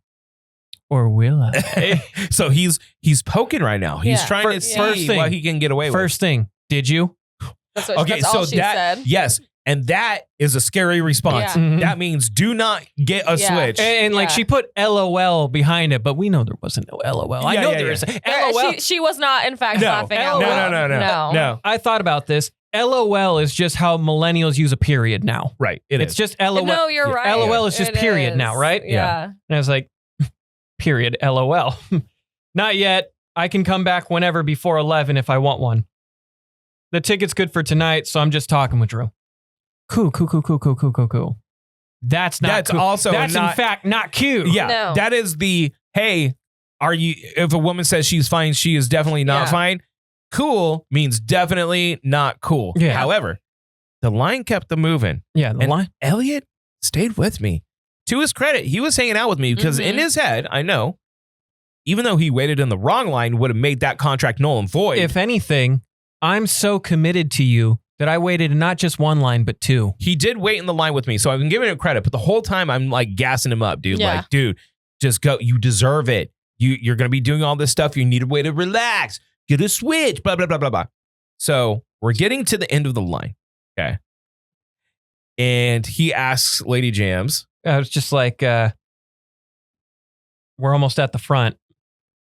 She said, oh, hell no. She said, oh, hell, like, don't get one. That and because it was like I was gone, like I got there at 8. Yeah, and it was like almost. It's around 10 o'clock. 10 o'clock right now, 10. right? I was in a different line. That's how I got the ticket. The pre-order line was wicked long, and then she's like, yeah, Best Buy waiting, but you want that Best Buy, you know? And I was just like, so buy the Switch? And she said, yes. With like an emphatic yes, like, Yeah. of course. And then I was like, for real, fam? No fooling? No fools. She sends me one of our inside jokes, which you guys will see in a second with, she's like, buy it. What the It's hell like- was that? And my first question was, how'd you have those pictures ready so fast? Yeah. She's like, you don't get, I have an album dedicated to photos and your stupid jokes. And I was like, well, that's why I love you. And I said, God. all right, I'm just going to buy it. She's like, so are you buying it? I was like, I'm on my way home. I got to find it. Wait. So we both go in, and Elliott's technically in the wrong line, okay? Because I'm a pre-order, Yeah. right? He has to buy it, and there's people lined up, and I'm sure the pre-orders have to get handled before the people buy it. Yeah. So Mario comes up, we're walking in. He notices he's in the wrong line, and I'm like, oh, Elliott's cooked. He's going to be like, go back in that line. He's like, oh, yeah, if you're buying it, just go right there. So totally let Elliott skip the other people in the line. Did the other people get upset? No. No, they didn't know. Okay. Oh, okay. So I'm getting my stuff, and Elliott, we're about the same distance away from our purchase. He's over here, and I'm going to the pre-order stuff. I walk out, and Elliott's taking a long time to come out, and I'm like, oh, his card got declined. It had, Which would have been very realistic. Yeah, his card got declined. The bank flagged it because he doesn't spend money. So it's like the What- bank flagged it. Can I ask how much they are? $500. Oh, okay. So I was like, oh, the bank flagged it. Yeah. And I'm getting nervous for Elliott because I'm like, oh man, he's going to get embarrassed because, quick story, when we started the old radio show, we Mhm. went to Best Buy to get him a new laptop. And I'm like, I'm going to walk you through getting a credit card with Best Buy. And he straight got denied for the credit Yeah. card. Because I didn't have credit He didn't to have my credit. name. He So didn't have they credit. like rejected me. I was like, Yeah. oh, cringe. Yeah. So that, and I'm like, oh, How it's am I supposed to build credit if I Yeah. don't have credit? Literally, I didn't know how. well, it was Yeah. happening again. And I was like, oh, dude, he's going to get embarrassed, but I'll make it better for him. I'll let him borrow it, blah, blah, blah, blah, blah. Finally, he comes out and he's like, I got a credit card. I'm like, Well, what? so I was talking to the guy, and I was just like, listen, buddy, between you and me, I wasn't expecting to buy this. Your boy, pretty poor. He was like, word. How can we make this work? He was like, well, listen, here's the dealio. All right. You can do the Best Buy credit card. We can just see if you can get accepted to it. And if you do, we can finance it with zero interest. I was like, ooh, daddy like zero interest. Yeah. Zero For interest, 12 you for don't 12 say. for 12 months, just a year. Here's what you do. Pay it off however you want to. You know, you can do the monthly payments or you can just get ahead of it whenever you want. Then never use it again. That way, Best Buy will cancel it for you, Yeah. not affecting your credit. I was like, put her there, bruh. Put her there, pal. And in fact, give me that extra storage because apparently I need it. He's like, yeah, you do. This thing kind of a potato, but it's the potato. I was like, and I love me a baked potato. Put her there, pal. Brothers in arms. Yeah. He walks out. I'm so proud of his reckless decisions that he bought himself a Switch that he could not technically afford, but he'll love. And that Lady Jams was completely supportive of this. Yeah. You know what the worst thing is though? What? Because I've just been busy with, Yeah. because I started homework, which Yeah. more on that in a second. And then work on top of all that, and then prepping for today's show, which I didn't need to because we spent the first hour talking about bodies and nasty stuff. Jess carried the first hour. Yeah, you two were a bunch I of did perverts. not. You guys were literally Yeah. berating me. I haven't even gotten it out of the box yet. Really? Haven't even I gotten set it it out of up the box yesterday. yet. I set want mine to. up yesterday. I'm itching for it. Yeah. Haven't done it yet. But But you will. yeah, I got to On play some credit. I got to play some Mario Kart. On credit. So there you go. On God. On God, for real, for real. Well, and then I got to spend another $90 for Bonanza in a month. Yeah, word. So that's happening. So stupid. No, I should get your Bonanza. I don't think you can. That's so stupid. Can we share games? I don't know. I'll look. If they don't let you, hands, I think you monkey can. hands, Monkey hand. Monkey We're hand. gonna gorilla smash you. So we're gonna take a little break. We're gonna come back. We got more things to talk about. We got Drew's news coming up, and actually, me and you are simpatico. You're gonna be taking over the first story or the second story. Because I do have a local story about smoke shops. Okay. And that's kind of Mine's like the biggest story in the world right now. It is. It really is. It's fucking giant. That's why I'm saying that we need a. It's not giant. On it. It's huge. It's huge. All right. So taking a break. We'll be right back. What's up? This is Drew from the Do-Over Podcast. And I'm going to tell you right now, I lean on expertise. Why? Because it saves me money.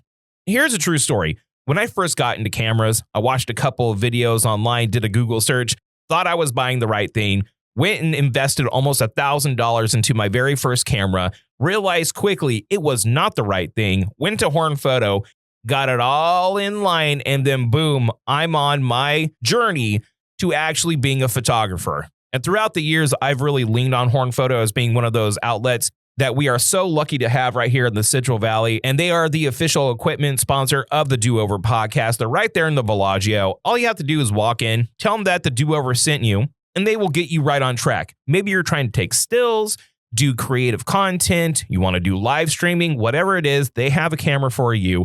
They also do printing services, restoration services, anything that has to do with photography. Horn Photo has your back. Once again, it's right there in the Bellagio. And there's a reason why Horn Photo has been in business for as long as they have. They've been making memories last since 1937.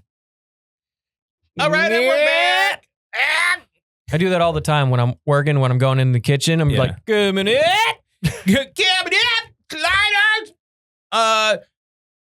This is not like video game-ish, so you could be involved in this scenario. Oh, God. Really quick thing about the Switch, too. My whole plan was to, like, get the regular Switch, reset it, then give it to my daughters to play. Yeah. Like, hey, this is yours now. And there's not a lot of 7-year-olds that have their own Nintendo Switch, so this could be a cool thing for you. Pretty cool. You know what I mean? Pretty cool. And now that they can read, they can actually play the games, like listen and do whatever it's telling you to do because they can read. So I'm in the process of doing this, and I get a call from a client. And as I'm on the phone, Dylan likes to mess with me when I'm talking to clients. Nice. She likes to throw things at me. She likes to break things. She likes to scream in the back. Sounds very much like your daughter. Yes, it's very much her. And she took the Switch and pretended like she was throwing it. Okay. And I was like, no.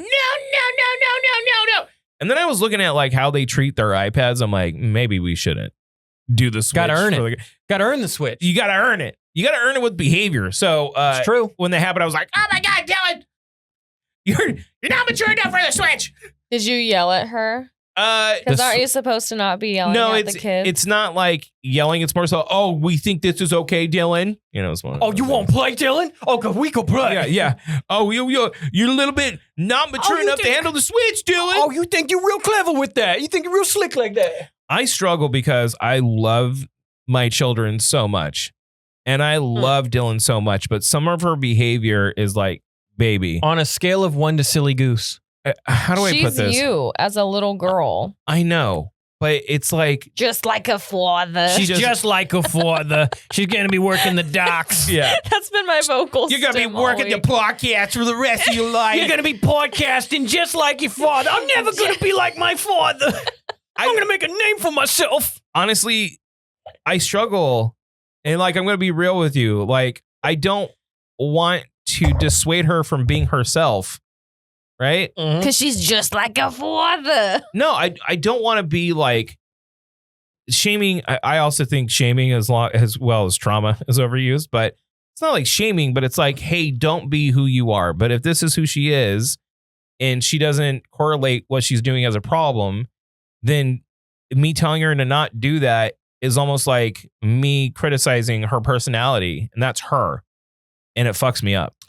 It fucks me up a lot. Well, but I think there's a difference between like being who you are versus being like disruptive when you're on a work call. And I also think kids need boundaries. Yeah. Like they build their personality with boundaries. My 12-year-old niece probably thinks that we all like don't like her, and it's not true. We're obsessed with her, but she also like doesn't. Is she like, you guys are all my biggest ops? Yeah, she's like, you guys are so mean to me, and I'm like, babe, you can't. Where have I heard that before? Yeah, where have we heard that? But I'm like, you can't like bark at people. We're in Fresno.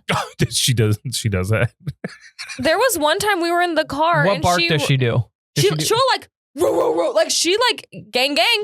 Okay, I'm not down. Yeah, you can't do that in this town. No. So I'm driving her one day, and she's slowly rolling my window down. I'm like, what are you doing? And she's like, nothing. And I'm like, I don't know. I feel like you're about to do something dumb. And she's like, no, I'm not.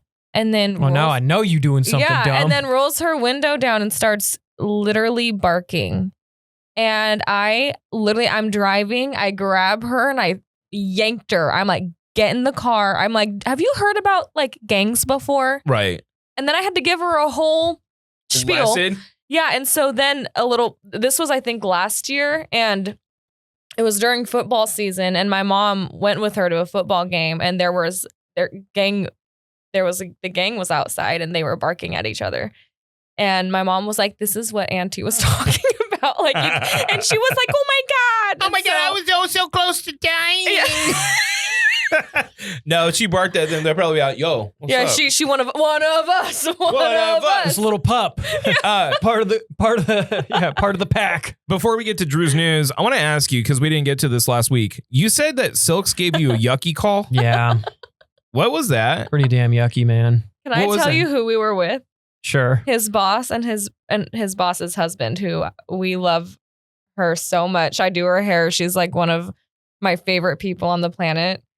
But it is so funny because obviously you have to like, I can be myself around her. Right. You know, I don't care. But he needs to be. He has to walk still a gotta, line. Yeah, He has to keep his shit together. Yeah. They can't see who I really am. Yeah. But a vampire. with that, he's also dating me.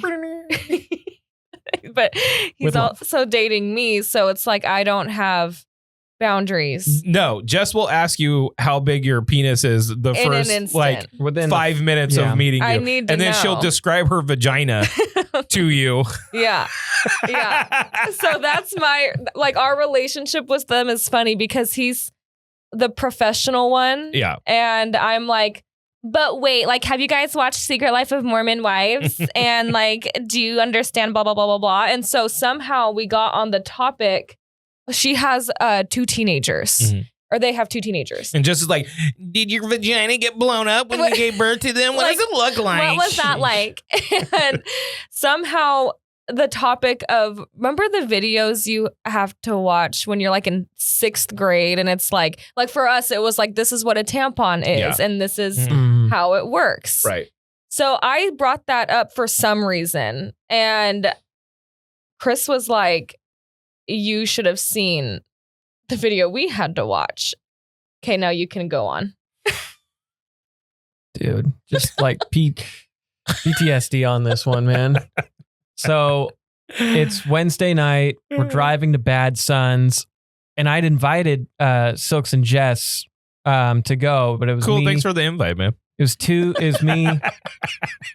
was me, my lost and found, and Lady Jams. And I call them lost and found. We had a work meeting just like his father. So we're driving to Tower, and I get a call, and it says Silks, and I was like, "Oh, Silky!" And and they're back, and they're back there, and those Silks, they're back there, and they had been pre-gaming, so they were like, they're all loud as hell. But me and Silks, our freshman year of high school, did summer school together at Buchanan. So you could get rid of some of the classes you didn't want to take. And one of them was health. And Silks calls me. I got to walk a tight line on this one. He's like, do you remember Simba? Simba was a part of one of those videos of a man with a horrible case of HPV. And the reason they called him Simba, and this was a health teacher that named him this. Right. Because has probably had to show this video every year for the last 15 years. Right. What? Explain. Okay, so hang on. God damn it. Throw these handcuffs on a sec. Here. So male genitalia. Okay. It's pretty skinny. Whatever. I'm all, aw. Yeah, oh, it's so cute. You know, typically you grow like your pubes here, right? Yeah. Hair couldn't grow there anymore Oh. because of how bad his case of HPV was. Really? So he got like super PV. Yes. SPV. Capital HPV. From like here, like a lion's mane. What? Like a lion's mane On of top like, of it? like where the body meets Right. the peen, Yes. from like thigh all the way around. Just warts, zits, stuff. Ew. And she called him Simba because it covered like a lion's mane. Right. Yeah. From around and down. That's kind of creative, though. Like me and Silks. And like we can joke about anything, right? Yeah. We had like a lunch break after that because of course we had it before lunch. We didn't speak to each other for like 15 minutes. we just like looked at each other. We were just like, Did you see the elephantitis one? Yeah. Yeah. Oh, but what about the naked guitar guy? I don't remember Naked Guitar Guy. Maybe after that, like my brain shut down. But like Simba, it literally looked like a creature. It didn't look human. So one of the things, Sally, when I was dating Sally, she told me stories about, because there was 4 girls, Yeah. right? I believe, yeah. Yes, 4. 4 girls, all close in age, being raised by one mother, okay? And in order to dissuade the girls from being sexually active, she took pictures of horrible sexually transmitted diseases and the end results and would post them all around the house. That's sick. And if they took it down, she would put 2 more up. That's sick. She said at one point, it was so bad that they were all over the fridge. They were all over their rooms. Ugh. And it's funny, right? And probably effective. Like if you do something like that, but still your biology will always win out. We've talked about it. Like before I had sex for the first time, I was legit tripping balls about getting AIDS. Me too. Like so scared. Tripping out. Like I'm going to do this once and I'm going to get sick and I'm going to die. Still did it. Like my biology still won in the end. Yeah. And I think that that's an important lesson in like health classes and stuff like that, and what people tell their children, which is to just abstain. But you are fighting against your own biology on that. Mm-hmm. So the better course of action is to be like, abstaining guarantees that you won't get a sexually transmitted disease. It guarantees you won't get pregnant. However, if you do, this is how to be safe. Mm-hmm. The if you do part is lost on a lot of states. The if you do, because their official stance is just to abstain and that's it. The if you do part's the part that actually matters, because statistically, they're gonna. Yeah. Like they're gonna. Like most people become sexually active in high school. Yeah. Now, and I look at like my girls, Dylan's 7. Okay.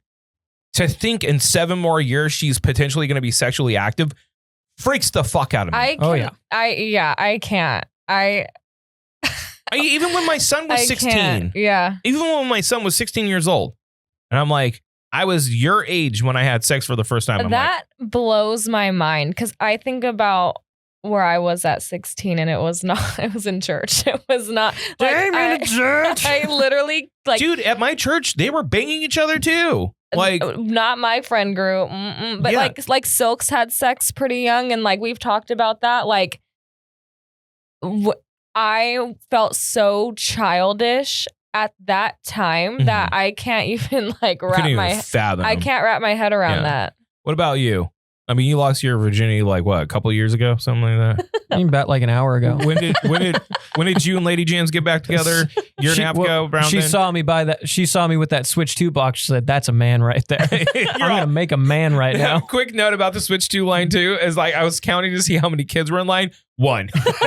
There was 1 child. 1 child, and all 20 to 40-year-olds, 50-year-olds were in line getting the Switch 2. Oh, yeah. Which was what I knew was going to happen. Yeah, that checks out. Let's do Drew's news. Okay. Drew's news with some updates, and probably the biggest thing that's happened in the news, quite possibly in how long, Elliott? Probably ever? I mean, it's pretty bad. Well, I mean, it's funny, but it's also like bad. It's funny because all we can do now is laugh. It's giving Pride Month. That's all I'm gonna say. We're gonna get into that. That's my gonna be contribution. the end. Okay, that's gonna be the last. Yeah, that'll be Okay. because it is a big story. Okay, but this is a local story. Justice for smoke shops. Okay, Fresno, California. This is from ABC 30 News. New rules in effect Thursday will change the landscape of more than 120 smoke shops across the city of Fresno, narrowing that number down to 7 per council district, allowing for a total of only 49. Okay. And I quote, every council district south of Shaw is completely overwhelmed by smoke shops, and those smoke shops have led to a significant increase in crime. That's bullshit, but okay, said Fresno City Council Vice President Miguel Arias. Leading up to these changes, the city, along with the state attorney general, raided dozens of shops across Fresno and found tens of thousands of dollars worth of illegal products. And I quote, the majority of smoke shops that we were looking at have sold illegal cannabis. The majority of smoke shops that we're looking at were selling illegal tobacco, said Fresno City Attorney Andrew Jans. Many of those smoke shops also have gambling operations. We discovered at least 15 firearms. So I'm going to stop right here. First of all, if you had done a sting operation, investigated, and found illegal activity and people that are running businesses, then they're committing crimes and should be held accountable. But to claim that crime is increased due to a smoke shop existing is complete horseshit. And if you're talking about 10 to 15 of those 120 shops doing something that was against the law, you should definitely hold those people accountable.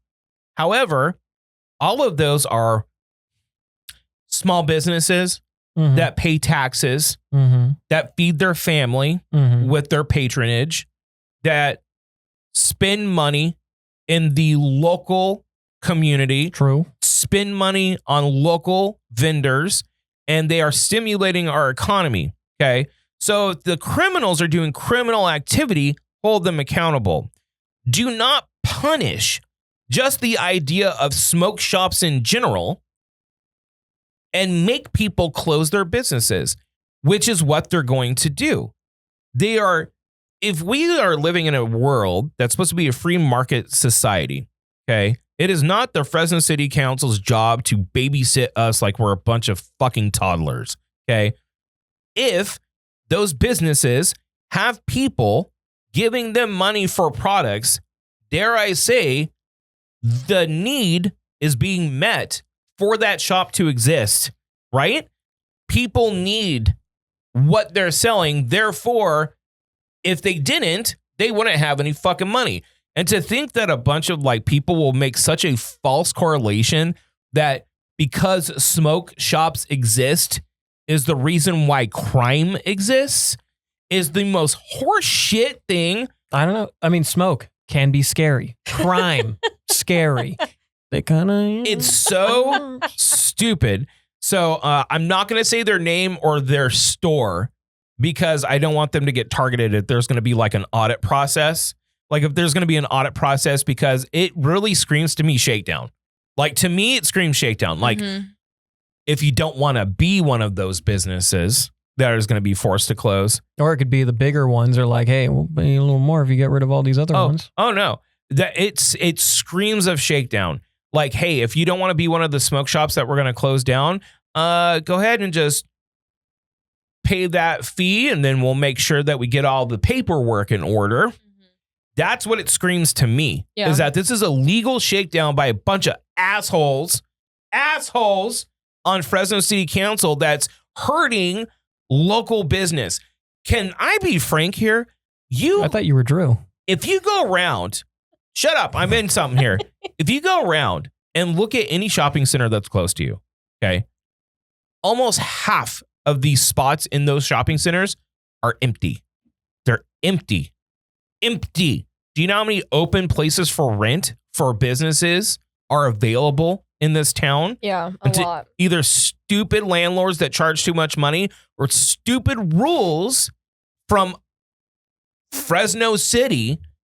They cannot create themselves a way to live that is comfortable. And I think that's bullshit that fucking however many assholes on that council can make a vote and punish people that are probably not breaking the law. Most likely, the majority of the people that they're going to shut down have not done anything illegal. Nothing. But because of their fucking rules and the shakedown that maybe they will not pay, they're going to be punished for that. And that's bullshit. We live in America. It's not your fucking job to tell us if we can buy cigarettes or not. Fuck you. Right? It's the biggest problem that I had with the whole vape thing. Fuck you. It's nicotine. I should be able to buy whatever fucking nicotine I want because I'm a goddamn American. It's not the government's job to act like I'm a fucking toddler. Anyways, that's story one. You can have your vapey wapey. Yes, please. I just think it's bullshit. Like, if you think about it, that is like an adult's bottle. It I is. guess like a bottle would be a bottle, Yeah, but kind of. like, yeah, you know, they're like, you typically when you. there's just a bigger, like, what if Fresno City Council got together and said, there's too many pizza places in this town. Crime is near those pizza places. Therefore, there should only be 3 because pizza places cause crime. You're fucking idiots. You're idiots. You're fucking stupid. I mean, it would make sense though if we had like a horrible Italian mafia thing going on. we're a home base for an Italian mob family. They'd be like, all right, that makes sense. Next story up, Elliott. Yo, This is E3, not E3 weekend, right when we're going to be shutting down the pod today. Summer Games Fest. Summer Games. Jeff Keighley. Now, a couple of days ago, we're going to cover this more in taps and takes because I don't want Jess to pass out. However, big announcements came from the PlayStation Showcase, State of Play. Goddamn, that game, Tokon Fighting Souls, buddy. Also, Final Fantasy Tactics being kind of like up-res and remastered a little bit with some quality of life stuff. That's a big deal too. Looks fun. But the big show is happening today at 2 p.m. Taps and Takes. We're going to give you some big updates on that because apparently there's some big stuff Big stuff. happening. Now, when I say big things, though, the biggest thing, Yeah. Well, I because mean, love is dead. love is dead. You want to? No, you go for it. No. I was Your trying notes to. are pretty good. I was trying to think of like what their name would be. Would it be Elump or would it be Tron? I like E-Lump. That I don't know. I feel like you'd have to go Tron just because one is the president. Like president should go first. I think that's fair. But the other guy's the richest guy on the planet, though, so it's like, which one's it's which? giving E-Lump. Elump. Well, they're no longer eloped. The tragedy that has hit. Love is dead, Elliott. Love is dead. Love is dead. Love is dead. Probably the most public divorce of the year. Elon Musk and Donald Trump went to Twitter blows yesterday, or truth bombs, I guess you could call so them. much to me. Did you see this, Jess? Oh yeah. I mean, it was hard to miss. It was the biggest news. It's pretty big. It is the biggest news easily of the week, which a part of me feels I'm not a conspiracy theorist. However, I think a lot of these big stories and big arguments and big confrontations are also all a ploy to distract literally everybody so bills can get passed. I think so. I think that's usually the case. Usually when there's some like shady bills being pushed and or shady shit going on, all of a sudden, like our president will be like, fuck transgender people, right? And then everyone's like, yeah. So he's like, meh. So they're all taking money. But Elon did, out that Trump. Wait, that's the end of the story. That's the end. That's the flying cherry on top. Here, I've got a timeline. Okay, timeline. This was June 4th. Elon attacks the backed Big Beautiful bill. And these are his tweets. I'm sorry, but I cannot stand it anymore. This outrageous, massive, pork-filled congressional spending bill is a disgusting abomination. Why does he sound like a white Obama? I know. He does sound, but he's from South Africa. He sounds weird. Doesn't? He sounds weird. If you watch his press secretary, he sounds kind of weird. Shame on those who voted for it and the people that didn't read it and still voted for it. But anyway, you would think our Congress members would do that. 6-5. Trump responds to Elon's criticism of the bill. It's a video, so I can't play the video, but basically talking about EVs are stupid, they're dumb kind of thing. Elon responds. Hold on, wait. I have the actual thing here. Oh, hang on. I'm very disappointed with Elon. I've helped him a lot. He knew the inner workings of that bill better than anybody sitting here. He had no problem with it at all. All of a sudden, big problem. He could have developed that problem, but he found out we're going to cut EV mandates. Elon responds, false.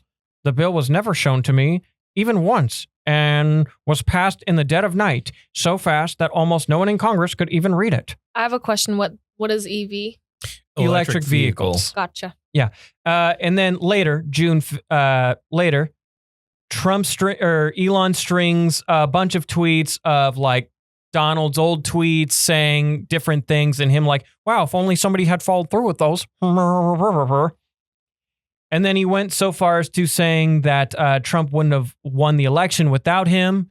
It was the biggest donation anybody's ever given a president. To quote, without me, Trump would have lost the election, Dems would control the House, and the Republicans would be 51-49 in the Senate.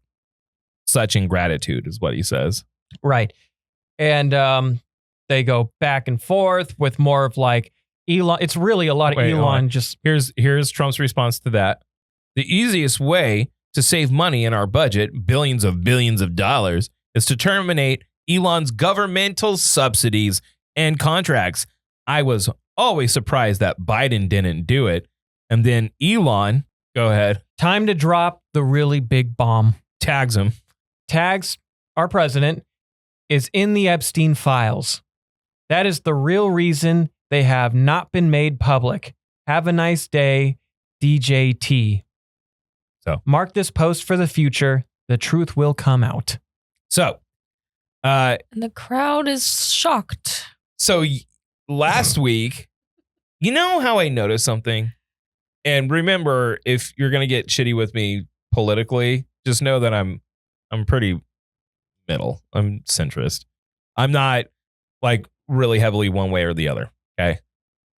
Remember I was talking about the Epstein files? And I'm like, if you look at all the conspiracy theorists really do bend on the support of conservatism and the rejection of liberalism in general. Most of those conspiracies and the conspiracy theories, there's not a lot that, support liberalism and reject conservatism. So one side is not usually the target of conspiracy theories, where this side usually is. Okay, that's just, if you look at them, that's just what it is.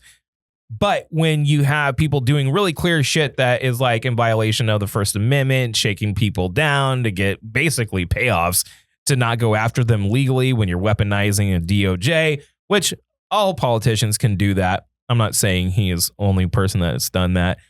No one calls that shit out. No one. All those conspiracy theorists are really fucking quiet when that's happening. However, like we stated last week, everyone agrees that Epstein was targeted and murdered. Yep. Okay. For sure. And where are the fucking files? We have king of the conspiracy theorist himself that is a champion of releasing those files to take down the elites, right? Said day one, right? To take down the elites, Elliott. And then all of a sudden, his Department of Justice is like, oh, no. They're coming. No. Guy killed himself. We have video of it. Okay. We got video of it. Okay. I think it was the head of the FBI was like, Cash? Yeah. Hey, no. He really did kill himself. We have video of it. You'll see it soon. Okay. Just completely ignoring the fact of the files. Mm-hmm. And I'm like, it would make sense because an American president, several American presidents, several being on those is a very bad look for the United States. So I would see that. Same with the United Kingdom. Yeah. I think that there would be incentive to not release those things. No. It doesn't matter if they're left or right. That's just a really bad look. There was probably one very well-known left-leaning president and one very leaning right president that was on it, you know? So the question is, like, does anything come from this? Because the Trump administration is very heavily, I mean, they're very loyal. Like, the people that were put there are very loyal to Trump. I think Trump's big thing is about loyalty and skirting over laws in order to appease him mostly. So in order for anything to ever happen when it comes to this, for any kind of investigation to happen, you would need people that really rely on him specifically for their political standing, because he can make and break Republicans left and right. Sure. My question is this. To go after him, and they won't. My question is this, though. Elon says that, right? Mhm. That he's on the files. Did he know that prior? Yeah. He's acting like he does. He totally Because if he did, then he was willingly giving somebody almost $300 million who had been there. Do you know why he was so heavily in support of Donald Trump? And this is a theory. I'm speculating here. Okay. The reason why, because the playbook for these people are simple. Attack liberals. They hate liberals. Liberals want to control you. Right. And he knows that out of the two presidential candidates that were coming up, one of them would be willing to bend rules to make sure that he will not get in trouble. And he was facing a pretty big lawsuit in Pennsylvania, I believe. And in order to skirt out of that, he will need someone that has a very loyal DOJ that will just let it go. Right. And that person was definitely President Trump. Because that's just how he runs shit. And let's be clear. We know this because he really does it for everyone to see. The same shit happens with left politics. The same shit happens. They just do it quietly, right? They do it quietly. Whereas Trump everyone is reporting on him constantly at all times. Like, we see these moves amplified, but these same moves happen on both political aisles. Sure. Okay, this isn't unique. But out of Kamala Harris and Donald Trump, there's one that would be willing to deal more than the other. Sure. You know, if his interests aligned and not being sued, not having these issues legally, and it was more so Kamala, that he would be a completely different thing. It also came out like Elon's been on like 5 different drugs for the last 4 months. Ketamine, ecstasy, like everything under the sun, really. And I mean, it makes sense. He was waving a chainsaw around. Yeah. Oh my God. So it's just the breakups going. It's pretty messy. Happy Pride. I think it's pretty funny that these two. That is kind of funny that it's happening during Pride Happy Month. Pride. Look, these two very rich, very influential, powerful people. They are both very powerful people. Are having like a high school. Oh yeah. But you know what? It's giving Mean Girls. They're such douchebags. On Twitter. This is where we're at, guys. This is where we're at. It's the Mean Girls burn book. We have the Donald Trump is the nastiest skank bitch I've ever met. The leader of the free world is having Twitter arguments with the world's richest man. He does these things all the time. I know, That's but like, so stupid. I think personally that is the worst look out of all of this. He's such a douche. Like no offense to anyone. Look, you love him or hate him. I don't care. People are people. They'll have different political beliefs and loyalties. I don't care. Okay, that's not it. I just feel like I want to go back to boring politics. And it would be great if both of these asshole-ish sides would be willing to work with each other to make change happen. But remember when complicated issues take compromise, and we are losing that. That's the point of bipartisan, is to compromise. I value this, you value that. We need to find middle ground in order to make everything better. That's the whole point or that's what's supposed to be the point of a two-party system, to find compromise, to make things better for everybody. But we don't. Why would we do that? So what do you think honestly is going to be the outcome of something like this? Nothing. Because I mean that's a Look. pretty big allegation. Yeah. Like they would have to. There will be people that will be like, prove that you're not, right? Yeah, but also think about everything that's been brought up about this administration, and I'm just using them as an example. In the last 4 months, nothing has happened.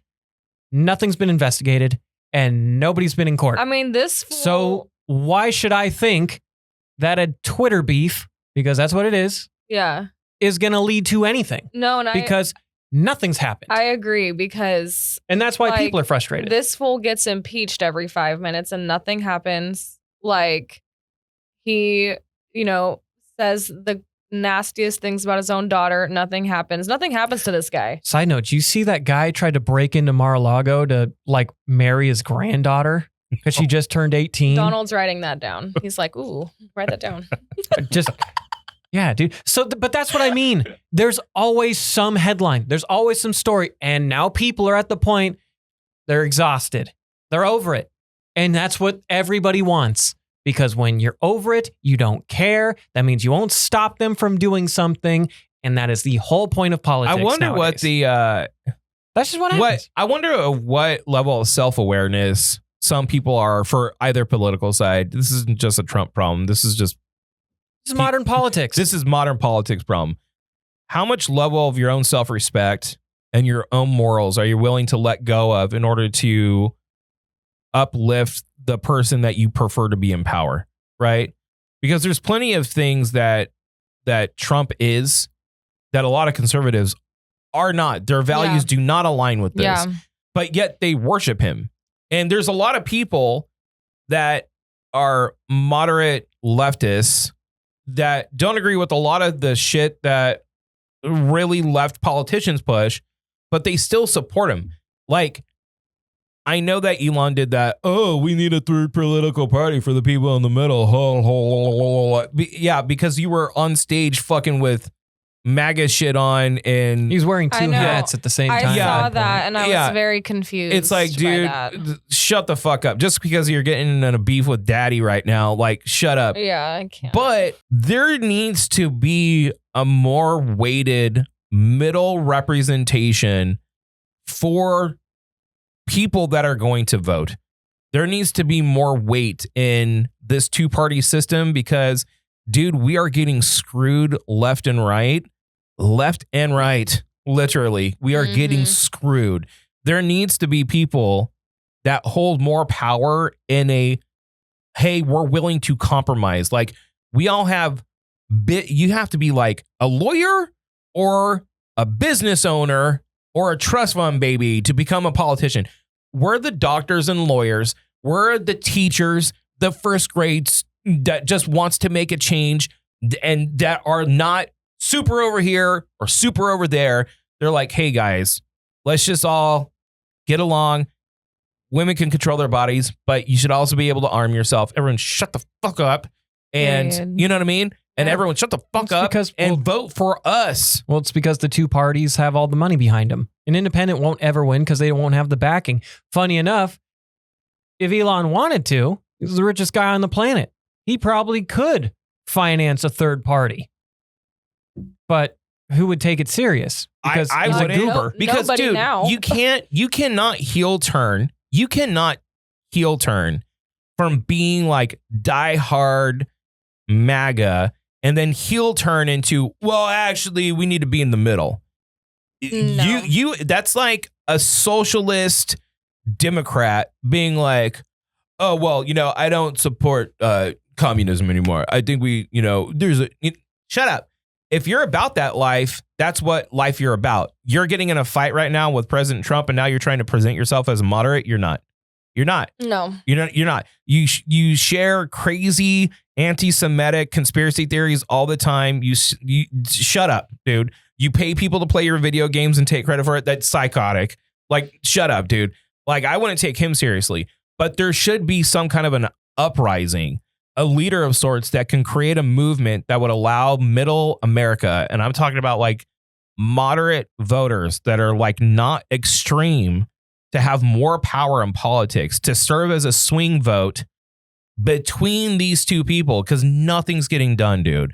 The only thing that gets done is when one side has more power, they push it through, and then it's always tax breaks for the richest. We get all that pushed on our backs, and then we get fucked while they get richer. Well, and then all of them. The next 4 years or the next 8 years, then the other party gets in charge, and then they get rid of all the other laws and bills that they just pushed. But it doesn't matter. Just needs to benefit the people, dude. Yep. So we're going to take our final break, come back, go over a couple more stories, finish up, and we're going to get the hell on out of here. Yeah. Sound good? Yeah, let's get out of here. All right. Get out of here, Coming up man. next. They say crack kills, and there isn't a scarier crack than the one behind you, but definitely the one in front of you. A cracked windshield can lead to a lot of problems, including getting a ticket. And if you're a baller on a budget like me, you know you can't afford no damn ticket. Thankfully, I know the perfect window response team willing to help. And they're so helpful that they even accept all insurances. It's your friends over at Old Town Auto Glass.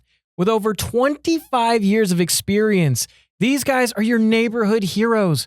From windshield repairs, replacements, and even camera recalibration, because some places don't even give you that. Old Town Auto Glass is the friendliest windshield support in the Central Valley. They are even so committed to helping you, they're even willing to drive to you with their mobile service, guaranteeing your safety so you don't have to deal with any cracks, except for maybe the one or two I'm about to make. Look, I crack jokes all the time, but if there's one thing I've realized when it comes to windshield repairs, you'll be laughing at how easy it was to call Old Town Auto Glass. So call now at 559-472-3446 or go online for a quote today. This break is brought to you by Frank Sierra Finished Carpentry and Sierra Door Supply, providing and installing all your doors, custom closets, and decorative molding needs. Now, just a little pro tip, we've had the luxury of working with Frank Sierra, and I gotta tell you, their work perfect every time and incredibly fast and consistent. So whether you're in Tulare, Kern, Kings, and Fresno counties, the Sierras will come to you and offer excellent customer service and experience. Give a call to Anthony Sierra, your friendly neighborhood Finnish carpenters, for a free quote today at 559-623-3054. Thanks again for supporting the Do Over podcast. All right, we're back. Hey, really quickly, let's call my wife. Okay. My wife. I don't think she'll answer, but let's try anyways. Come on, Sarah. My wife. I don't hear. I don't hear. Oh, I don't hear anything. We're still waiting There we to go. hear from Sarah. Hey, this is She's not going to answer my phone call. Answering her phone. She's right not now. going to answer my phone call because she's going to be on the pod. Hey, hey, let's try it one more time. Hey, it's Sarah.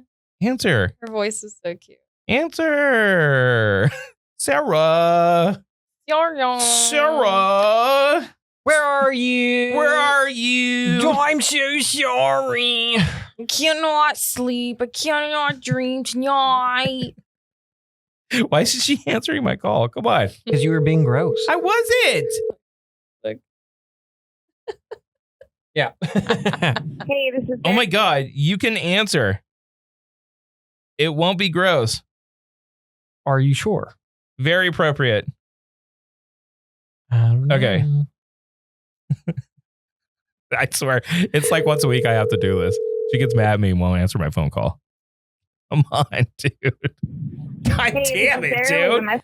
That's what happens when you're being Mr. Yucky Pants. I wasn't being yucky. I don't know what she's even She's talking mad about. at you for if it was at 10:15, you were berating me about my No, body. she said that we were being gross. And yeah, I'm like, it's gross when you talk about women's body. I wasn't being serious. It was, Okay, this is no, like it was not the story fair. where you were being all loud and stuff. Yeah, you were being kind of gross. Okay, you can reconnect. Okay. Okay, Oh, before we went live, could she hear? I don't think so. I'm pretty sure. Pretty sure we've been Anyways. on this entire time. Anyways, Anywho. let's get to our final stuff here. You sent in a reaction video. I did. Orky, did you get Jess's reaction?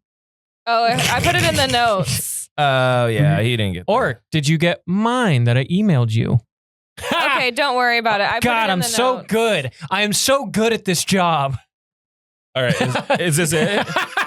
I laugh at this too hard. Okay. Let's see if it's very Elliott. It's so stupid. Oh, wait, audio. It's X'd out. Yes. This is the joke I have running with Lady Jams right now. Those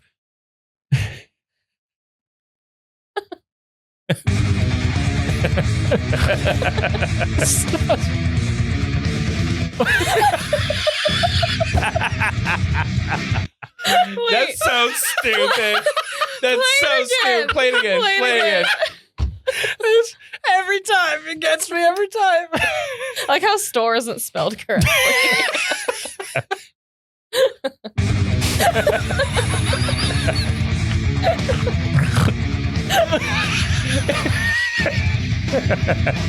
It is very much so when the tailpipe becomes erect and it's blurred out. If it wasn't blurred, it wouldn't be as good. That was amazing. Have you seen these? No. Wait. Audio. All right. Or like kids try and cover up their farts.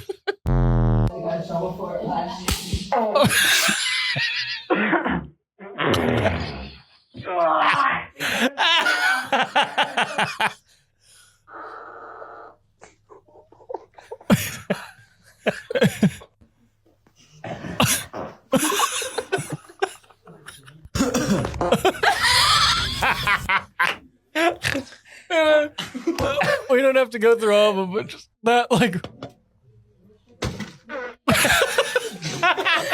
The timing is totally off.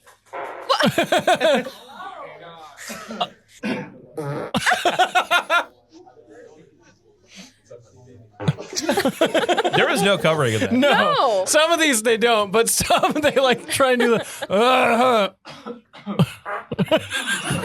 they get quiet when the fart just comes like- out.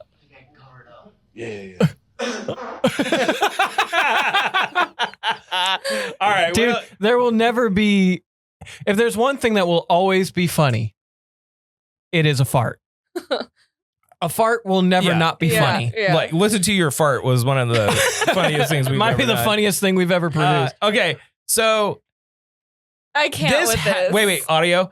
This has to be fake. Yeah. Like I've this, seen it this, just like, yeah. enrages me. Yeah. Okay. There we go. Two people who got married who's never eaten a tamale before. Watch what these idiots do. God damn it. It makes me so mad. Oh, is he eating the? The husk. I don't know how you eat it. We don't know if you're supposed to eat the wrap or not. Are you wrap. you're stupid. You're an idiot. Like, Oh, that doesn't feel evil. It doesn't. you're just dumb.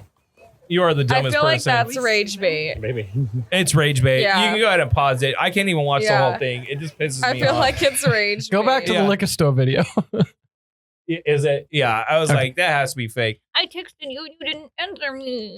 Go Wait, back, what? Go back to the rage bait. No, don't go right. Go, No, go back to the liquor store. This is funny. Ah, All right, hold on here. Play this. Boo. These motherfuckers here, you can tell they cheating, goddamn. You can tell they cheating like a motherfucker. But I know two motherfuckers when I see a nigga cheating like a motherfucker. Damn, he is cheating. eating her What? face. His wife's name like shit. Hell, look at him. He can get down. He might well go and fuck her. Pull your dick out, nigga. Go and fuck her. You goddamn, she got that pussy wet. Bitch got an ocean right now. Boy, you can get some pussy if you want to. I can't. Though that is like that hug is like I'm not gonna get to see you or talk to you Yeah. for 2 weeks. Yeah. So It's Yeah. to like be so. What's the way I put this? To be so passionately on someone else In public. in public. Yeah. It's sad that you would look at two people doing that and being like, oh, dude, they're cheating. I know. You know what I mean? Like that's messed up. You should make out with your loved one like that. you That's should, but also like he was eating her face. Eating yeah. her Yeah, face. that Now- it was giving like I'm gonna go home to my wife now, but I'll see you when I see you. So this next thing is going to serve as a warning. Okay. Now look, I'm not saying I have several things to say about this guy. He's a very thorough home inspector. Okay. Very, very thorough. His whole thing is going to new home builds, like new home construction that a lot of people have to have, and showing how they cut corners and how their process is not that good, and their inspectors that sign off on it are not good at all. So go ahead and press play. See how this one doesn't reach? We have absolutely no penetration. Not only can I not tell you who the builder is, but words can't even describe this inspection. So we're just going to jump right into it.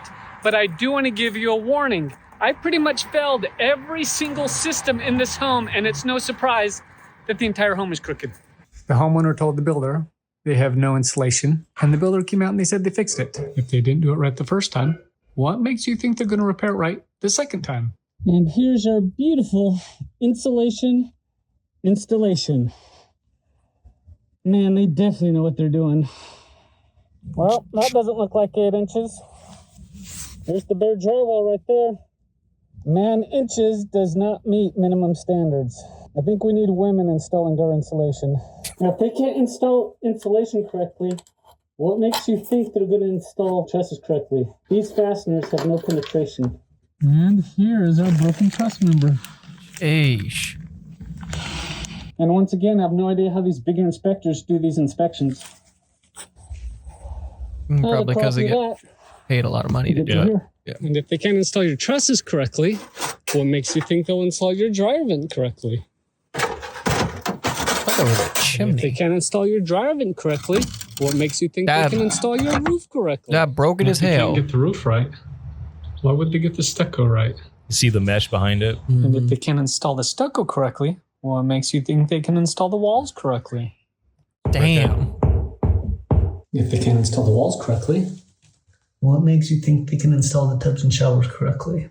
If they can't install the tubs correctly, what makes you think they can paint the house correctly? Bro, get out of the house. It's going to collapse So if on everything you. is installed Look, incorrectly, watch this. then of course the home is going to be crooked on the lot. But hey, if you squint, it's mint. But don't worry, the home inspector the builder hired said it passed. And so did the city. And here's your energy certificate, even though we're missing insulation. I mean, you do know we're humans also, though, right? All right, go ahead and pause it. So they tried to sue this guy for slander, and they have lost every single time they've tried to do it because he documents all of his findings. God, he does. Here's the thing. It is very important to have a thorough inspector. Mm-hmm. And I've told people so many times, new homes, I would say, and yes, I'm a resale agent. I sell mainly, I have represented people in new home purchases, but mainly resale, meaning established homes. They were built better back in the day. The new home builds and the new home builders cut corners. They always have problems. Dude, we just sold a new home that had a roof inspection that cleared. Half of the roof was not installed and they got it cleared. Okay. Half of the roof wasn't installed. So when you get a new home, it's insured basically for 1 year. If any problems happen within 1 year, they'll come and fix it. No questions asked. But when you go in, you do something called blue taping. You get a roll of blue tape. You go and you find every imperfection and you blue tape it. And they're supposed to go through and fix it, all that. The level of blue tape that I've seen in these things are crazy. Be wary of new home builds. Now, there are people that do new homes that are fully custom builds that are actually really quality, but those are usually higher end. Mm-hmm. Like the higher end developers, they do pretty good. The ones that are like only $300,000 for a base home, their practices are bad. They are very unilateral. You don't really have any liability coverage. When you're in their sphere, you're stuck, right? You use their lender, their rules. You're kind of just floating. I do not suggest going new home almost ever. The homes that were built 70s, 80s, even 90s, and early 2000s, early aughts, way better quality, almost always. All right.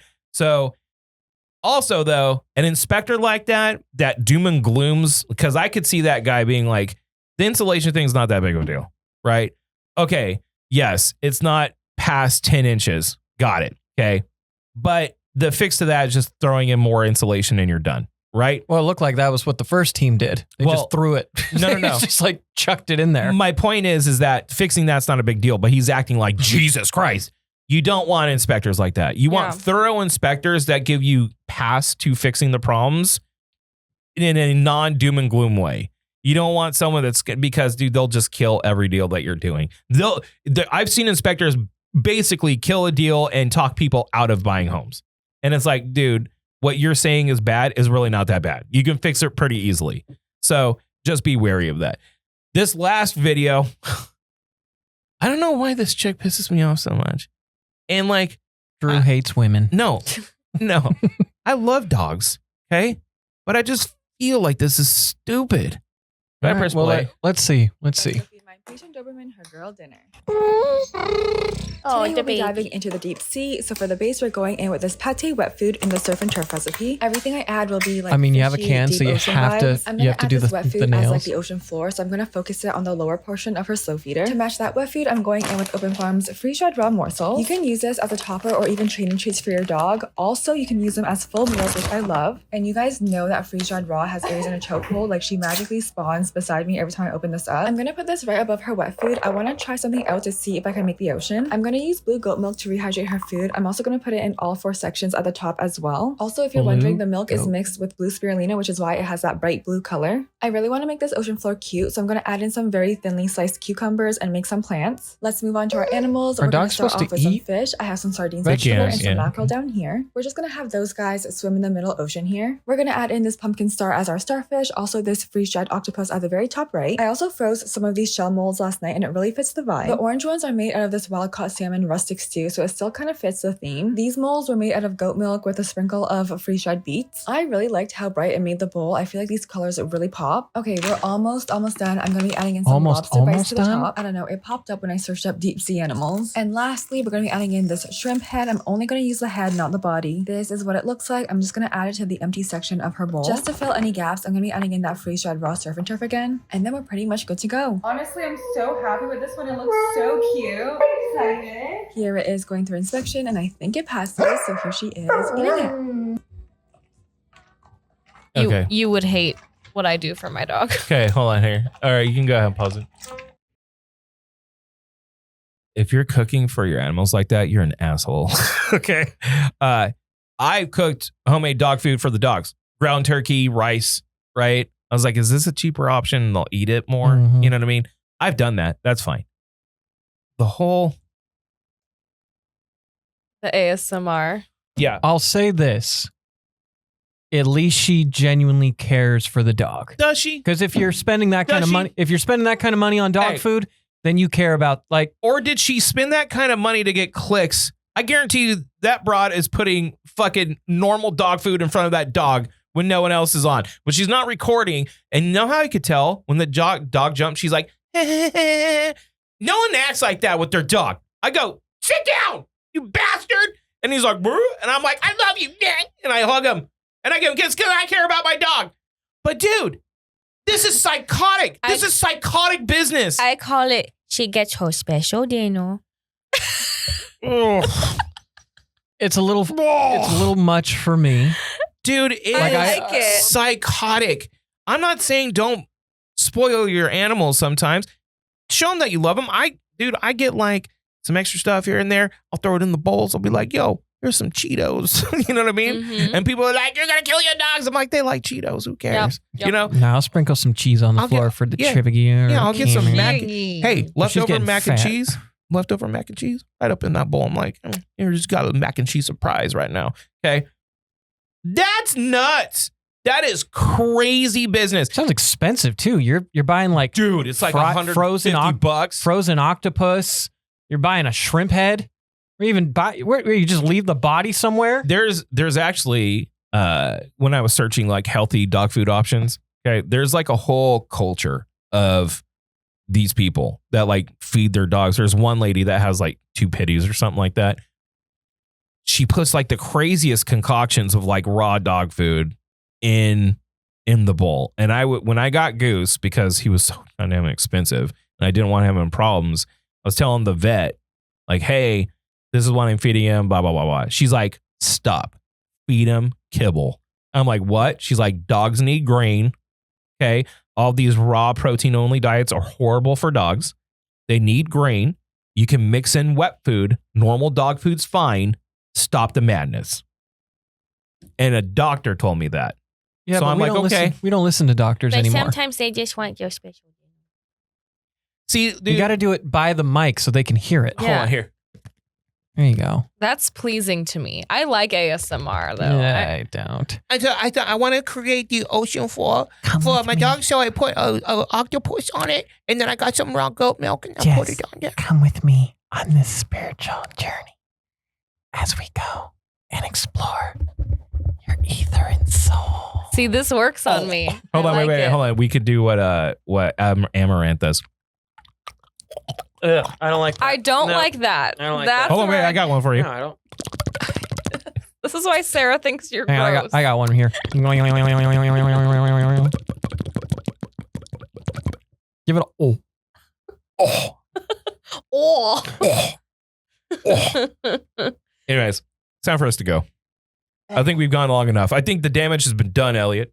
Yeah, I'm traumatized by my day today. Jess is traumatized. She hates us. I'm never coming back. Even though I'm going on record as to how much I love Jess and how beautiful I think she looks. I am not coming back next week. Why? I'll come back the week after. I'm just so effing tired. I can't. I'm barely functioning right now. Oh, yeah, that's right. You aren't coming back No, next I'm week. taking the day off, honey. Hmm. First day off in like 6 months. All right. Well, then I'm going to guilt you for like a week until you go, okay, and you come back in. You By know the way, I would, own too. Jess's car now. We're going to blow that shit up. More details on that coming up. Jess's bad car is now my bad car. We're going to blow that shit up. We have a bad car now. We have a bad car.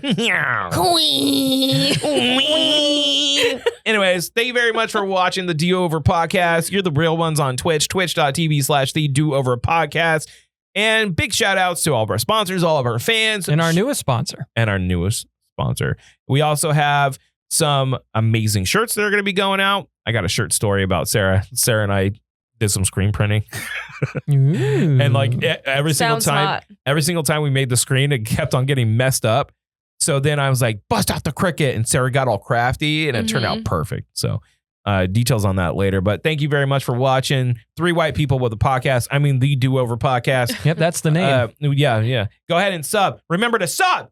Sub, it's free. All you do is click the subscribe button. It's free. It doesn't cost you anything. So easy. It's right there. It's we in also big have red. a Patreon if you do want to donate to our cause to keep us going. We really do appreciate that. Until next week, gotta go love you. Bye. Except for Jess. Jess won't be here because she doesn't love us anymore. Bye-bye.